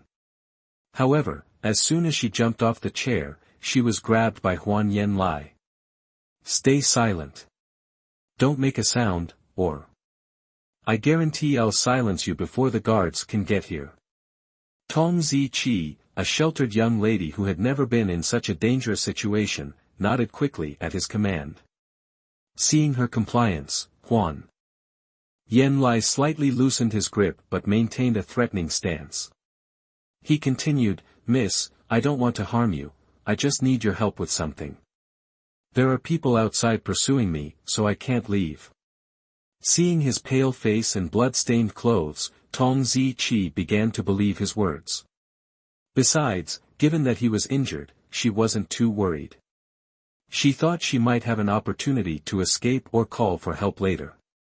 She nodded again, indicating she would help him. Observing her frightened expression, Huan Yenlai figured she wouldn't dare deceive him, so he relaxed slightly and finally collapsed to the ground from exhaustion. "Cut," yelled the director, and the crew immediately began setting up for the next scene. Both actors' assistants rushed over as well. However, Harry Osborn, who was lying on the ground, didn't immediately stand up but quietly asked his assistant to support him. When he finally stood, it became apparent that something was wrong with his leg. "Harry, what happened to your leg?" Mary Jane Watson remembered that he was fine at the beginning of the shoot and asked with concern. Her question alerted the assistant, who then noticed blood soaking through Harry Osborn's dark pants, which had made it hard to spot. "There was something under the mat," Harry said, walking carefully with the assistant's help. A crew member nearby overheard him, immediately lifted the mat, and found several sharp pieces of glass where Harry had fallen. The mat was too thin to protect him, and some shards had pierced through, stained with blood. The prop manager rushed over and, seeing the situation, quickly reported it to the director. The director, upon seeing the glass shards, looked furious. He turned to the prop manager and scolded, "What's going on here? Didn't I tell you to check the safety thoroughly? Is this your idea of thorough?" The prop manager, busy instructing others to clean up the glass, defended himself, "Director, this scene was set up before lunch, and we did check it thoroughly. Everything was fine then. Someone must have planted these shards afterward. Enough with the excuses. We were lucky nothing serious happened this time, but if someone had been seriously injured, who would take responsibility? You." The director glared at him, then called for an assistant. "Look into this. Find out who had the nerve to pull such a despicable stunt in my crew." Despite his words, the director knew deep down that it would be difficult to trace the culprit in a crew as large as this, with no surveillance cameras in place. After ensuring the scene was cleared, he finally turned his attention to Harry Osborn. "Harry, do you need to go to the hospital for a checkup?" "No, no need. Just someone to bandage it up," Harry waved dismissively. The director nodded and instructed an assistant to fetch a medic. The assistant quickly ran off. Harry was then helped to a seating area to rest, and Mary Jane Watson followed to check on him. She sensed something off about the incident but couldn't yet figure out who might be behind it. With Harry injured, their joint scenes couldn't continue, so the director rearranged the schedule to film Mary Jane Watson's solo scenes. This allowed the production to stay on track. After that incident, tension filled the set for several days, with the director frequently raising his voice to ensure the safety of all.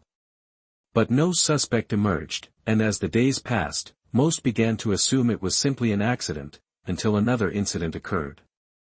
That day, the scene involved Huan Yen Lai hiding in Tong Zi Chi's courtyard and nearly being discovered by a guard. Luckily, Huan Yen Lai's injury had nearly healed by this point, so he planned to use Tong Zi Chi as a distraction, giving himself time to escape by leaping onto the roof. Given the use of wires for this scene, and after the previous mishap, the director had repeatedly instructed the props team to double-check everything, especially the wires.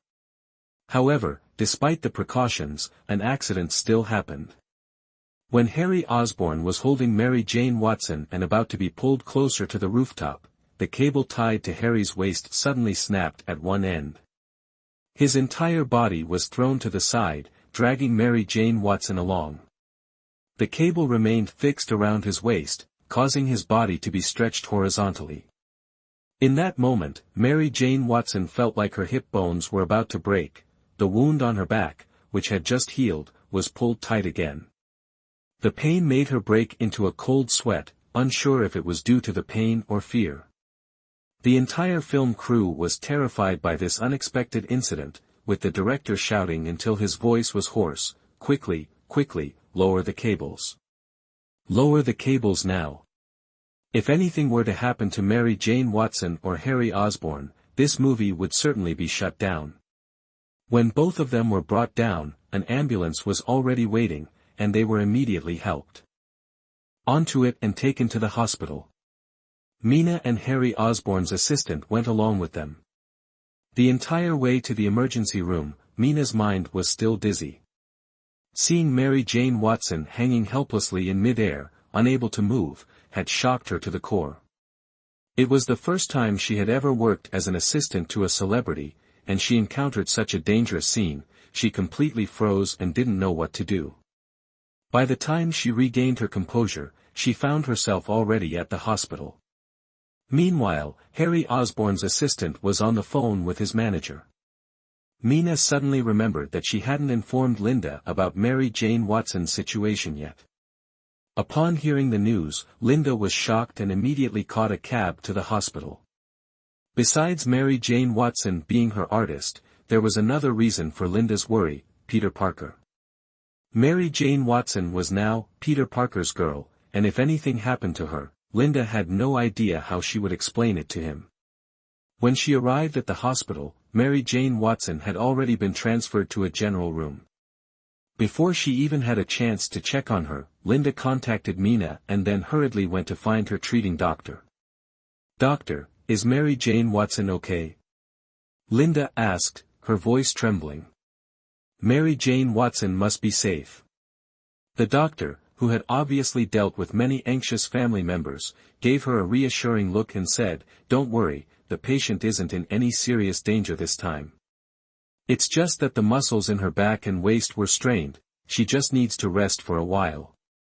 Linda let out a sigh of relief and was about to ask a few more questions when the doctor continued, "However, Miss Watson's old back injury was quite serious, and it hadn't been properly treated. This time, it has been aggravated again. After this, you must be more careful." Hearing about the old injury, Linda was stunned because Mary Jane Watson had never mentioned it. Oh yes, Miss Watson had a severe back injury, and even her ribs were affected. Incidents like today's absolutely cannot happen again, the doctor added. The doctor also mentioned that if they weren't careful, surgery might be necessary. Seeing Linda's look of confusion, the doctor reminded her, "Make sure to tell the patient to be extremely cautious." "Yes, doctor, I will remind her to be careful." Linda thanked the doctor and hurried to Mary Jane Watson's room. She opened the door and saw that Mary Jane Watson was awake, letting out a sigh of relief. Remembering the doctor's words, Linda asked, "Mary Jane, how are you feeling?" "Ah, the doctor mentioned you have an old back injury." "What's that about?" Mary Jane Watson had anticipated that the doctor would mention her old injury, so she had already prepared a reason. She smiled and replied, "It's nothing, last time during an audition, my back hit a tree." Mina knows about it, doctors tend to exaggerate things. Seeing that Mary Jane Watson didn't want to elaborate further, Linda didn't press. She just reminded, "All right then, you have to take care of your own health, don't get hurt again." "You're joking, who would want to get hurt?" Mary Jane Watson replied with a smile, making Linda laugh as well. "Linda, what did the film crew say about this? I have a feeling this wasn't just a random accident." "Oh, and how's Harry Osborn doing?" This incident seemed like it was targeting him. Mary Jane Watson thought for a moment and then spoke to Linda. "I haven't had a chance to ask further, I rushed over to see how you were. Let me tell Mina to go over there and check on Harry Osborn." Turning to Mina, Linda said, "Go see how Harry Osborn is doing and report back." After Mina left, Linda continued, "As for the crew, I don't know the exact details yet, but the director definitely needs to give us an explanation. And Mr. Parker, have you called him yet?" Mary Jane Watson's expression momentarily showed surprise before she collected herself again. "No, I haven't thought about informing Peter Parker about my injury." Hearing this, Linda worriedly said, "You got hurt, and you're not even going to tell Mr. Parker?" Mary Jane Watson looked at her, a hint of sarcasm in her eyes. "I'm Mr. Parker's mistress, not his girlfriend. Why should I tell him?" Mary Jane Watson's words made Linda realize she was being a bit too optimistic. Nevertheless, she still advised, "Anyway, you could try giving him a call. Who knows, Mr. Parker might come to visit. Even if he doesn't, you could still ask him to help investigate who's behind this, it will be faster than finding out on your own." Mary Jane Watson didn't respond, and Linda, realizing she might have overstepped, didn't say anything further. She just gave a few reminders before making an excuse about work at the company and leaving. When Mina came back, Mary Jane Watson was alone in the room. Her eyes were closed, her expression cold. Mina suddenly felt that Mary Jane Watson seemed different from the person she thought she knew. Hearing a sound, Mary Jane Watson opened her eyes and asked, "How is Harry Osborn doing?" "Nothing serious, right?" "He's fine, he just needs a few days rest," Mina said, seeing that Mary Jane Watson had returned to her usual gentle demeanor, with her friendly smile, which made her dismiss the strange feeling she had earlier. "That's good. I'm fine here, you should go buy a basket of flowers and some fruit to send over to Harry Osborn." Mina nodded and quickly left. After she was gone, Mary Jane Watson closed her eyes again. She truly felt exhausted now, with no energy left to deal with anyone else.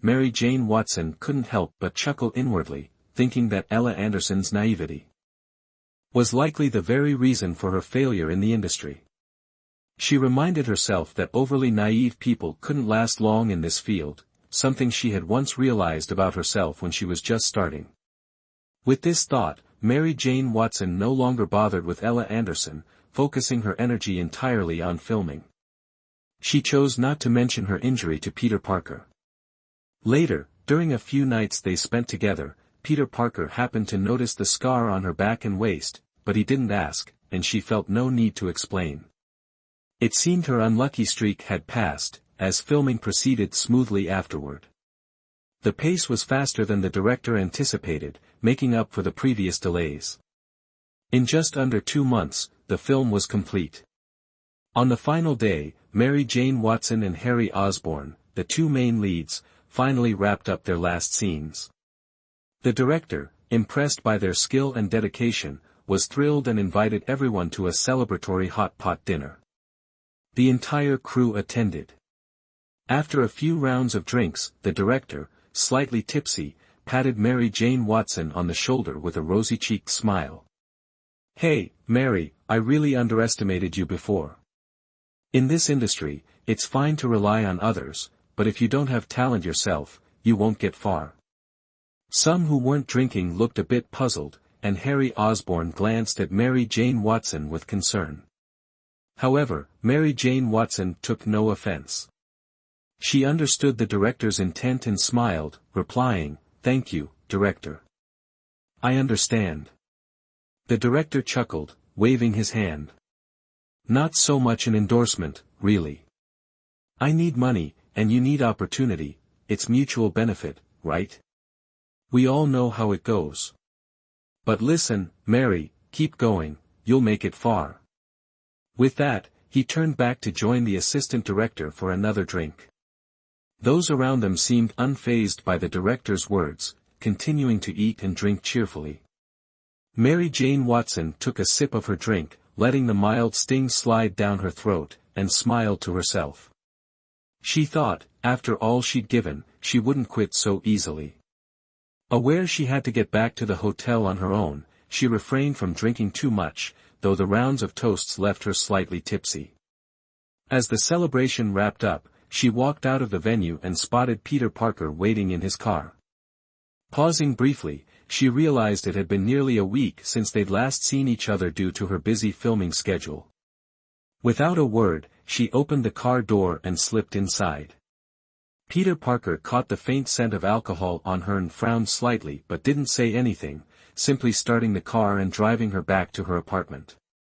Both of them understood the direction of the evening. Once inside, as Peter Parker reached to turn on the light, Mary Jane Watson quickly shut the door, pressing her hand against his chest, her fingers lightly grazing down as she slowly unbuttoned his shirt. Then, her lips softly met his skin. Watching her movements, Peter Parker couldn't hold back any longer. He lifted her and carried her straight to the bedroom. All night, they entwined themselves in the dark, no words exchanged, only the soft sounds from Mary Jane Watson's throat filled the quiet space. She thought she might be intoxicated. When it was over, she whispered his name softly, "Peter," before gradually drifting into sleep. Peter Parker was about to get up and shower, but her whispered call stopped him beside the bed. He looked at her lying peacefully, and a familiar yet unsettling feeling welled up within him. For nearly half a year together, Mary Jane Watson had rarely called him anything other than President Parker. Her professionalism had pleased him, but tonight, she had called him Peter, the same name as the girl forever etched in his memory. These coincidences were becoming harder to ignore, despite his attempts to brush them off. After his shower, Peter Parker left Mary Jane Watson's apartment hastily. From that night on, he didn't contact her for an entire week. At first, Mary Jane Watson noticed, but soon enough, she pushed him to the back of her mind as her schedule filled up with film shoots and post-production editing. In preparation for the film's dubbing, the main cast had to frequently visit the studio to re-record any audio that didn't meet quality standards. As a newcomer without a packed schedule, Mary Jane Watson easily arranged her time, often joining the director in the post-production sessions and receiving valuable guidance. After more than a month of non-stop work, the film's post-production was complete, and it was submitted for review. Now, they had to prepare for the film's promotional campaign.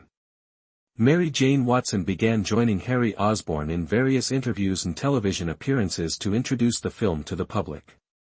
Yesterday, the director shared exciting news with the cast, which sparked enthusiasm among everyone. The cast had been invited to appear on the popular variety show Together in Joy. Despite sharing the spotlight with another film crew, everyone was thrilled as the show's reputation guaranteed high viewership for any film promoted there. For a film of their modest scale, without any major stars, this was an incredible opportunity. On Saturday evening, the main cast arrived at the television station early for rehearsals. After the Ella Anderson incident, only Harry Osborn and Mary Jane Watson remained from the original lineup. Since the show required a 4-person team, the director invited Mia Brooks, who played Mary Jane Watson's older sister in the film, and Emily Lee, a supporting actor, to join them. Mia Brooks had a gentle beauty, not as striking or intense as Mary Jane Watson but delicate and endearing, the type that became more captivating the longer one looked. This made the two women complementary rather than competitive in style, and they often got along well. During the 2 hours of rehearsal, the team showed great chemistry in handling the show's games. Time flew by, and soon it was time for the live broadcast on Sunday evening. Though it wasn't Mary Jane Watson's first time on a variety show, she had only appeared in minor roles before, never on such a large platform, so she couldn't help but feel nervous. Her assistant, Mina, seemed even more anxious, constantly bringing her water and running back and forth to check on everything. Seeing Mina so tense, Mary Jane Watson reassured her, "Mina, sit down for a bit, there's nothing to worry about right now." But Mina missed the comforting tone in her words and replied quickly, "Mary, don't be nervous. I believe in you." Then she handed Mary Jane Watson a candy. "I heard candy can relieve stress, so here, have one." Mary Jane Watson smiled and took the candy, placing it on the table, knowing it might be inconvenient to eat it with the show about to start. Mina didn't seem to notice, instead darting off again to check for any last-minute updates. Shortly after, the group gathered backstage for the opening. Holding hands with Mia Brooks and following Harry Osborn, Mary Jane Watson noticed Mia Brooks's hand was cold and clammy. Mia Brooks noticed her nervousness too, and they exchanged encouraging smiles, moving confidently toward the stage. They both understood that this was their first step toward connecting with the public, toward reaching the glimmer of fame and recognition. During the live broadcast, unexpected situations inevitably arose that hadn't come up in rehearsal, but Mary Jane Watson surprised herself by handling every twist with poise, effortlessly following the MC's lead. Impressed, the MC offered her even more opportunities to speak, giving her additional time on screen. The 2 hours flew by, and by 10 p.m., the show had concluded. As Mary Jane Watson stepped off the stage, she felt a wave of relief. She wasn't sure what the audience's response would be but knew she had given it her all. Once home, she fell straight into bed, exhausted, and slept deeply after the stress of the 2-hour performance. It was already noon the next day when her phone started ringing non-stop, forcing her to wake up and answer groggily. "Hello, who's this?" she mumbled. Before she could finish, her manager Linda's excited voice rang through the line, practically yelling. "Mary! Have you seen Weibo? You're trending. You're a star, Mary." Mary Jane Watson, still half asleep, tried to shake off her drowsiness and asked, "Trending? What do you mean?" Linda, her voice trembling with excitement, encouraged her to check Weibo. Opening the app, Mary Jane Watson was surprised to find herself on the hot search, in the 8th position. However, the tag left her puzzled. Mary Jane Watson, calm under pressure, knife? Street? She blinked, confused. Street? I didn't do anything related to that last night, Mary Jane Watson clicked to view the trending post and found a series of video clips from her conversation with Sophia Turner, an actress from another film crew. She carefully watched, but nothing seemed noteworthy to her at first glance. However, as she scrolled through the comments, the situation became clearer. The top comments were filled with admiration for her poise. "Gotta follow this beauty, so calm and collected." Honestly, that Sophia Turner was out of line, but thankfully our little Mary kept her cool. With a smile, Mary Jane Watson continued reading and finally understood. During their brief exchanges last night, fans noticed that Sophia Turner had made barely veiled digs at her, but she'd skillfully deflected without falling into any traps, even managing to ease the tension with her calm responses. Mary Jane Watson laughed to herself. It seemed her luck was indeed on the rise. She'd inadvertently gained a bit of fame overnight. She hadn't even noticed the subtleties fans picked up on, focused on the MC's prompts in her nervous state. Her responses had been instinctive. Watching the clips again, she saw how Sophia Turner had subtly tried to undermine her, even insinuating that she may have landed her role through less than fair means. Fortunately, Mary Jane Watson had unknowingly sidestepped every subtle jab. Thinking back, she felt a twinge of anxiety. If not for her quick responses, her career might have faced even more obstacles. She was certain now that Sophia Turner hadn't anticipated her plan backfiring so spectacularly, catapulting Mary Jane Watson onto the hot search. From then on, she resolved to be wary around this woman. Her rising fame became evident when she went out to eat with Mina and was unexpectedly recognized by a young woman at a nearby table. Only then did she fully grasp that, after nearly 5 years in the industry, she was finally catching the public's attention. Although the hot search had cooled down, the nationwide promotion of her film had led more viewers to look her up and anticipate her upcoming project. The film had yet to air, but official promotional images were already released online. In the featured photo, Mary Jane Watson wore a stunning crimson wedding dress, with the male lead, Harry Osborn, also dressed in red wedding attire. Underneath them lay an endless expanse of golden sand, the desolate desert landscape enhancing the stark contrast. The breathtaking wedding garments could not erase the lonely, harsh backdrop. Juxtaposed with this stark image was another, showing Mary Jane Watson gently holding Harry Osborn's black sleeve, her face aglow with joy and happiness. Even Mary Jane Watson had to admit that the photos sparked genuine curiosity about the story between these two characters. Harry Osborn wasn't a new face to the industry. He had his own fanbase, small but fiercely loyal. With the enthusiastic support from Harry Osborn's fans, Mary Jane Watson's follower count on Weibo skyrocketed, gaining tens of thousands in just a week. As her popularity grew, invitations to interviews and appearances on various shows poured in. Recently, Mary Jane Watson found herself racing from one interview to another, bouncing between different platforms daily. Mary Jane Watson knew that fame often came with negative publicity.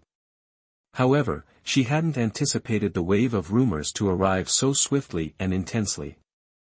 At first, scattered comments appeared on Weibo, accusing her of creating scandals, leveraging Sophia Turner to draw attention, and riding on Sophia Turner's popularity for her own gain. Fortunately, most fans remained on her side, seeing her as the victim in the situation. But before long, wherever she appeared, spam comments flooded the posts, accusing Mary Jane Watson of scheming to step over her peers to climb the ladder of fame. A particular Weibo account surfaced, claiming to educate the public on Mary Jane Watson, rehashing old rumors related to Ella Anderson and Bella Taylor. The posts ignored the actual origins of these incidents, highlighting only that, supposedly due to Mary Jane Watson's manipulations, Bella Taylor lost the lead role, and Ella Anderson was forced out of the entertainment industry. The post suggested that Sophia Turner was merely Mary Jane Watson's latest target. Unlike Mary Jane Watson, Sophia Turner wasn't an unknown name. As a rising B-list star frequently touted as a promising young talent, Sophia Turner enjoyed considerable media attention and a substantial fanbase.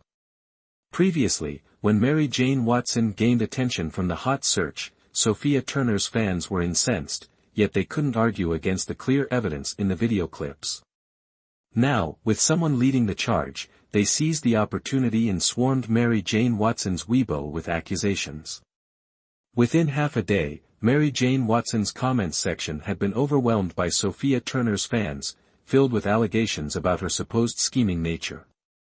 Compared to the fanbase Mary Jane Watson had rapidly accumulated, Sophia Turner's following was significantly larger and more powerful. The more people read these comments, the worse Mary Jane Watson's image became. It was as if her brief moment in the spotlight had fizzled out, leaving the unpleasant stench of scandal behind. For now, Mary Jane Watson had no choice but to withdraw from her scheduled appearances and lay low, hoping for the storm to pass. Even though the rumors were groundless, with the film still unreleased, she couldn't reveal any details to defend herself. Adding to the challenge, she hadn't been in touch with Peter Parker for some time, so turning to him for support during this difficult period wasn't an option. After learning of the situation, Linda's enthusiasm faded. She merely advised Mary Jane Watson to wait it out until the scandal died down before returning to the show circuit. At that moment, Mary Jane Watson realized she had been abandoned. Unfortunately, she had no other options at the time. All she could do was wait for the film's release and hope the director would clarify the truth regarding Ella Anderson. As for Sophia Turner, the conflict had originated from her, and once the film premiered, the truth would inevitably come to light. Even so, the waiting period felt painfully long. Mary Jane Watson lay on her bed with her phone by her side, but over the past few days, the only person to reach out had been Mina. Her inbox on Weibo was flooded with hate messages. While a few comforting messages were buried within, reading them meant scrolling past countless venomous comments, so she chose to ignore them. By now, Mary Jane Watson realized this wasn't just ordinary defamation, someone was clearly orchestrating it behind the scenes. But who? At first, she considered Ella Anderson, but Ella Anderson wasn't cunning enough for such a scheme. Then there was Bella Taylor. She was smart enough to exploit the situation but probably wouldn't stoop to becoming the mastermind. Unable to pinpoint the source, Mary Jane Watson turned her focus to her plan. While the criticisms didn't bother her much, Mina was far more concerned. Watching the relentless attacks on her friend made Mina feel helpless and sad.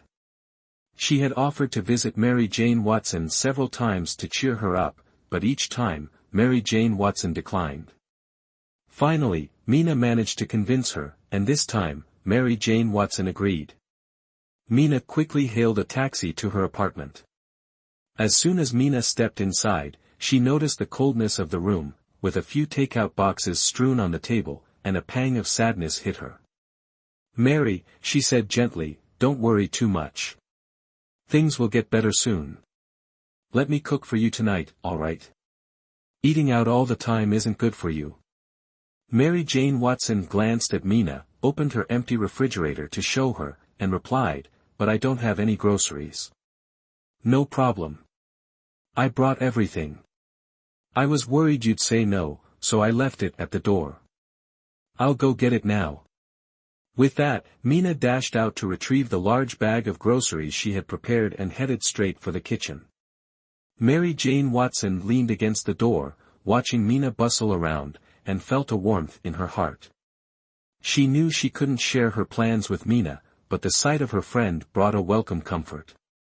Seeing Mina busy chopping vegetables and cooking, Mary Jane Watson felt as if the once lifeless apartment had finally come to life again, filling her heart with a quiet sense of warmth and relief. Amidst the harsh criticism on social media, she knew it would not soon subside. Mary Jane Watson prepared herself for a prolonged stay at home, awaiting the broadcast of her film to execute a striking comeback. During her free time, she found herself thinking of Peter Parker, who had not appeared in her life for a while now. Just as Linda had guessed, Mary Jane Watson believed she had been abandoned by him, that perhaps she was not truly the kind of lover that Director Parker favored. Yet, this did not trouble her. In pursuit of revenge, Mary Jane Watson could not let Peter Parker slip away entirely. Once she had made up her mind, Mary Jane Watson spent a quiet week at home without makeup. Today, however, she donned bold makeup, changed into a stylishly mature, alluring outfit, and headed straight to Peter Parker's apartment. She had a feeling he would be there. Whenever she met Peter Parker, Mary Jane Watson unconsciously opted for a makeup style and attire that she hadn't particularly liked before, shedding any semblance to her past image. Meanwhile, at the company, Peter Parker had no idea that a surprise gift awaited him at his apartment. Recently, he had been plagued by an uneasy feeling every time he recalled her voice calling him Peter, to the point that he avoided thinking about her, refrained from contacting her, and even avoided returning to the apartment where he had lived for the past 3 years, burying himself in work and hotel stays. Today was no exception. As dusk settled, he turned to his assistant and said, "You're dismissed." Liam Bennett looked at his boss, who remained focused on his screen, understanding that tonight would likely be another late work night, perhaps even spent at the office. Director Parker had been living this way for over a week, practically residing at the company. At first, during the early days, Liam Bennett thought that, as an assistant, he shouldn't leave before his boss and stubbornly worked overtime alongside him. After only 2 days, he realized he had been naive. Director Parker often worked until midnight and would occasionally return to a restroom, while Liam Bennett found himself hunched over his desk till dawn, suffering a stiff neck and persistent soreness the entire following day. After that experience, whenever Director Parker dismissed him, Liam Bennett would gather his belongings and leave without hesitation. After his departure, Peter Parker walked to the window, gazing at the surrounding office buildings as their lights went out. The feeling of loneliness, of having nowhere to belong, made him cling to the company. He closed his eyes, and an image of Mary Jane Watson surfaced in his mind. She was only supposed to be a lover, yet he couldn't stop thinking about her. This realization only furthered his reluctance to return to the apartment, which he had once considered a peaceful haven preserving memories of Gwen Stacy. But this time, he no longer wanted to avoid it. He needed to return and think everything through. As he gently turned the lock, the door opened, and Peter Parker switched on the lights, immediately seeing Mary Jane Watson curled up on the sofa in her nightwear. She drew herself inward slightly, her body occasionally shifting since she hadn't covered herself with a blanket, yet she remained asleep. The gentle, warm glow of the light fell directly across her face, finally stirring her awake. She opened her eyes, seeing Peter Parker standing by the door, keys still in hand, his stance as awkward as that of a hesitant guest. A small joy rose within Mary Jane Watson. Her night of waiting had not been in vain. All she needed was to see him again, and everything could certainly continue from here. With this thought, a slight smile played on her lips as she struggled to contain the happiness in her heart. When Peter Parker saw her gentle, vulnerable expression as she lowered her gaze, his grip on the keys tightened, and he even considered leaving. However, before he could compose his face, Mary Jane Watson stepped forward, stopping just in front of him, and with a playful look asked, "Director Parker, it's been a while. Did you miss me?" He remained silent, refusing to answer. Mary Jane Watson pressed on, "Have you found true love during these days we haven't seen each other?" "What are you doing here?" he asked, his tone cold. Recognizing his familiar avoidance, Mary Jane Watson's smile widened, feigning indifference to his hostility. "Of course, I came to see you. Or are you worried I came here to catch you in the act?" She chuckled aloud, recalling the last time she had shown up unannounced, only to run into Natalie. Her words caused Peter Parker to freeze. He suddenly felt an urgent desire to leave, to avoid staying a moment longer. The word "catch" echoed in his heart, striking a nerve and reminding him why he had avoided returning to this apartment when thoughts of her surfaced. He sensed that if he allowed this to continue, things would lead to an outcome he absolutely wished to avoid. But Mary Jane Watson wouldn't let him leave so easily. Swiftly, she embraced him from behind, her arms wrapping around his neck as her fingers gently caressed the nape of his neck. Resting her chin beside his ear, she whispered, "Director Parker, I've waited many nights for you. Are you really going to just leave? As she spoke, she tightened her embrace, pressing her body closer to his. Finally, Peter Parker reacted. His hand slackened, and the keys fell to the ground with a clear clink, as if jolting him back to reality. Slowly, he turned to face the woman before him, his hand softly brushing her cheek. He leaned down to place a gentle kiss on her closed eyes, then lifted her up and carried her into the bedroom. Mary Jane Watson was momentarily stunned by his tenderness. She had never felt this kind of gentleness from him before. She sensed something had shifted, though she couldn't quite pinpoint what. Soon, all thoughts slipped away, lost in the warmth and care he showed her that night, until she gradually forgot that she was supposed to be Mary Jane Watson. The next morning, Mary Jane Watson awoke to find herself alone in the room. The bedding beside her was already cold. She laughed at herself, realizing she had overthought things last night. Had anything changed? It was all just a fleeting fantasy. Smiling in self-mockery, she rose and began dressing to leave. As she entered the living room, her gaze fell on a container of seafood congee on the coffee table, still warm. Mary Jane Watson picked it up, sitting blankly on the sofa. Her expression remained stoic, yet her eyes stung with unshed tears. What exactly did Peter Parker mean by this? She genuinely couldn't understand him. In a strange twist, Peter Parker had asked his assistant to deliver breakfast for her. All morning, seated at his desk, he couldn't concentrate on a single document. Images from the previous night kept replaying in his mind, forcing him to confront the truth he could no longer deny: he was the one enchanted by Mary Jane Watson. "Director Parker, how are you feeling?"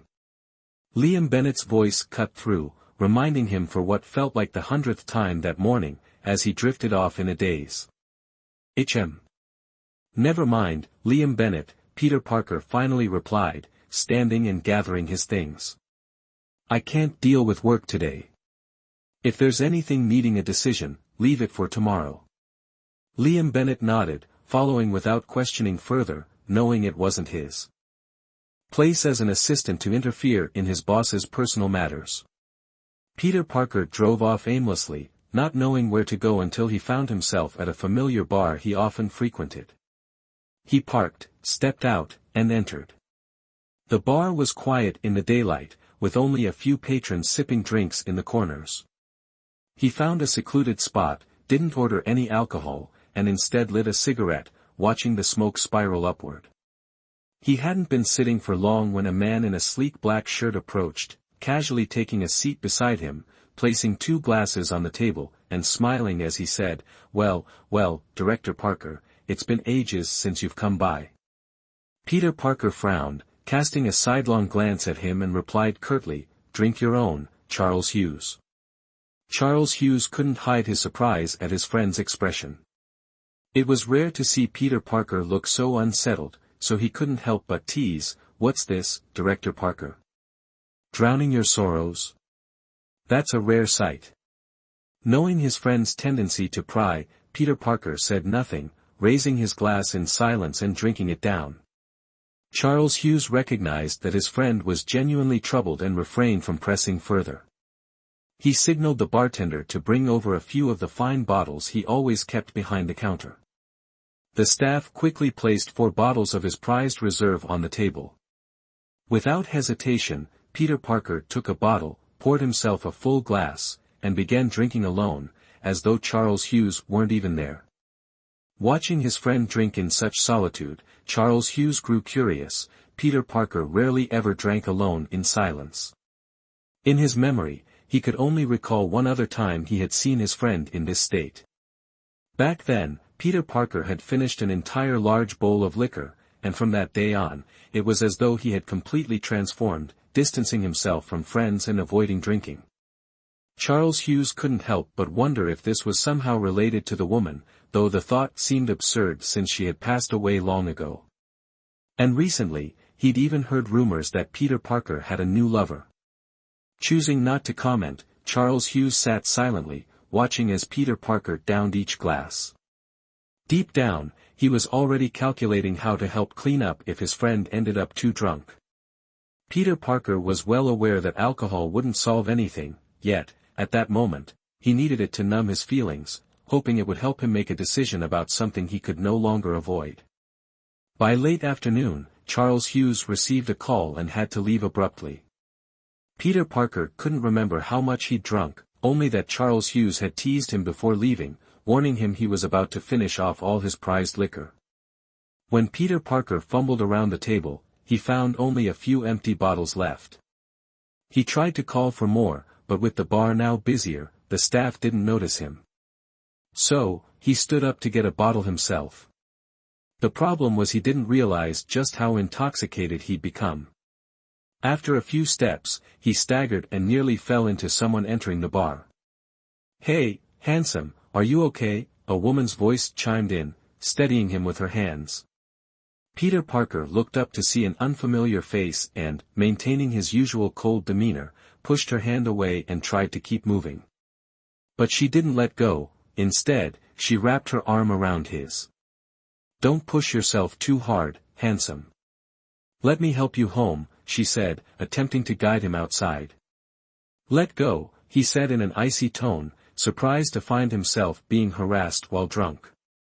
But his cold voice didn't deter her. "Don't misunderstand, I just want to get you home safely." At this moment, a server noticed the situation and quickly approached to help. Earlier, he had seen Peter Parker being treated as a valued friend of the bar's owner, someone deserving of top-shelf liquor. However, before he could get close, a large man stepped in his path.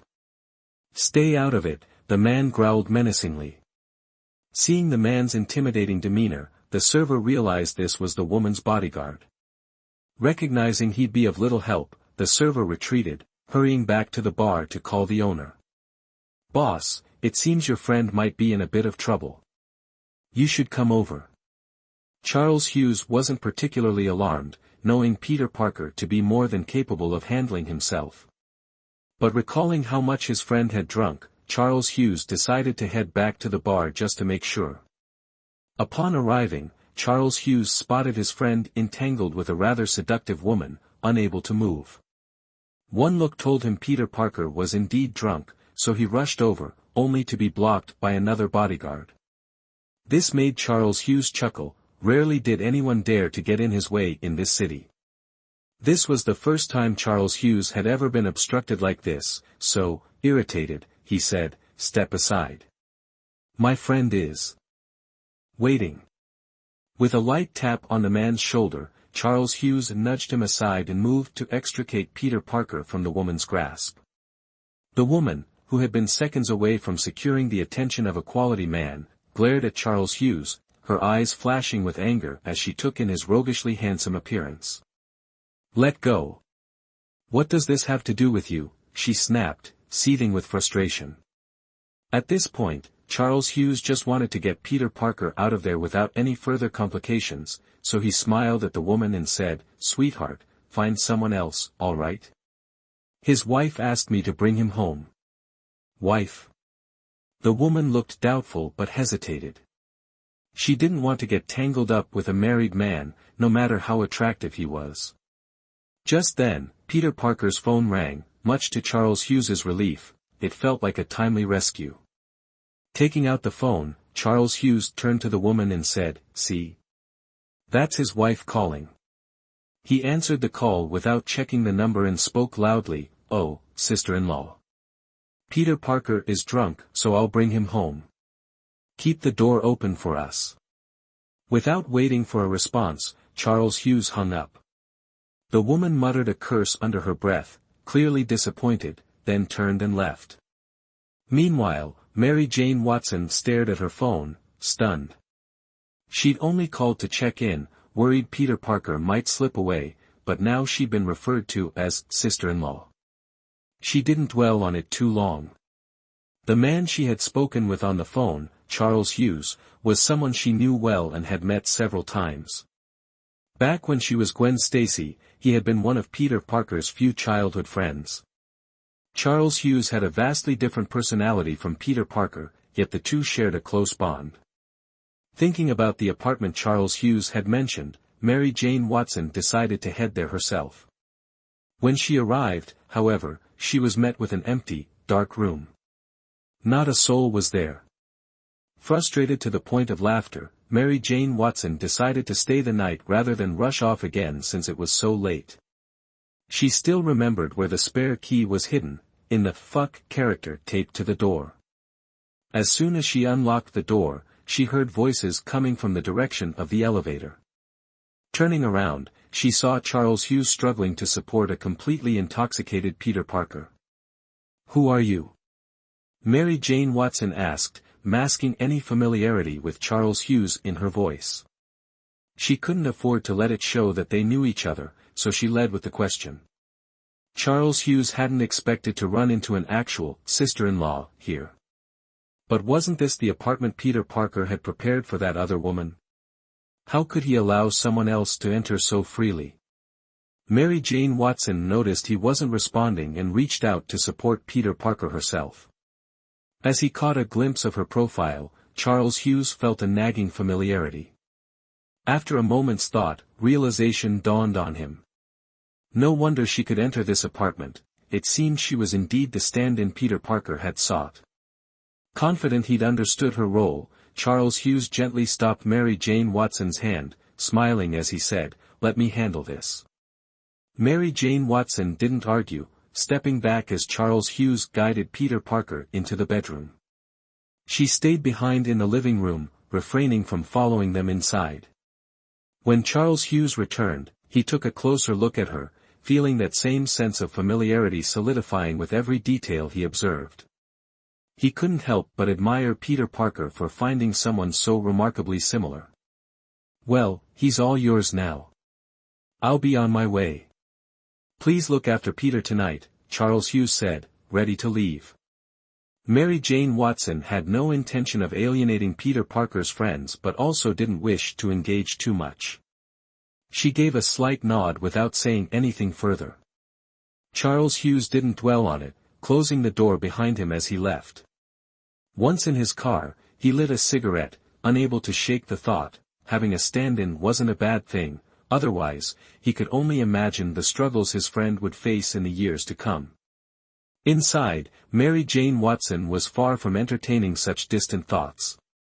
She returned to the bedroom, where she found Peter Parker frowning, clumsily attempting to remove his clothes. She quickly moved to help him take off his shoes and jacket, tucking him in afterward and preparing to take his clothes out of the room. But as she lifted them, an odd mix of alcohol and a strange perfume hit her, causing her expression to shift. It wasn't only the scent that unsettled her. She suddenly remembered that Peter Parker didn't wear cologne. With a cold smirk, Mary Jane Watson realized he wasn't worth her moment of soft-heartedness.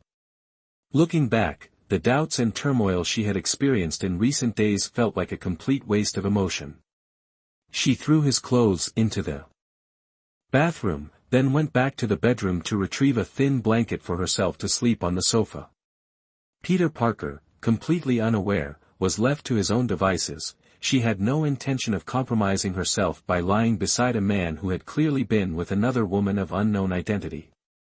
As she settled in, she faintly heard him murmur in his sleep, "Gwen Stacy. Gwen. Gwen." In a hazy state, Peter Parker seemed to see Gwen Stacy taking care of him. He wasn't entirely unconscious from the alcohol, just in a foggy, half-aware state. He knew Charles Hughes had found him and brought him back. Truthfully, he'd wanted to tell Charles Hughes not to bring him here, he hadn't wanted to return, but he couldn't muster the words, his lips barely moving. Then, he saw Gwen Stacy waiting here for him. He vividly remembered she was gone, lost to him forever. Fearing it was a dream, he dared not move, only watching as she helped him undress and covered him with a blanket, his chest aching so deeply it felt ready to burst. He stayed silent, just gazing at her. Yet now Gwen seemed to be leaving, and he couldn't bear the thought of losing her again. He tried to call out to hold her back, but Gwen Stacy didn't hear him.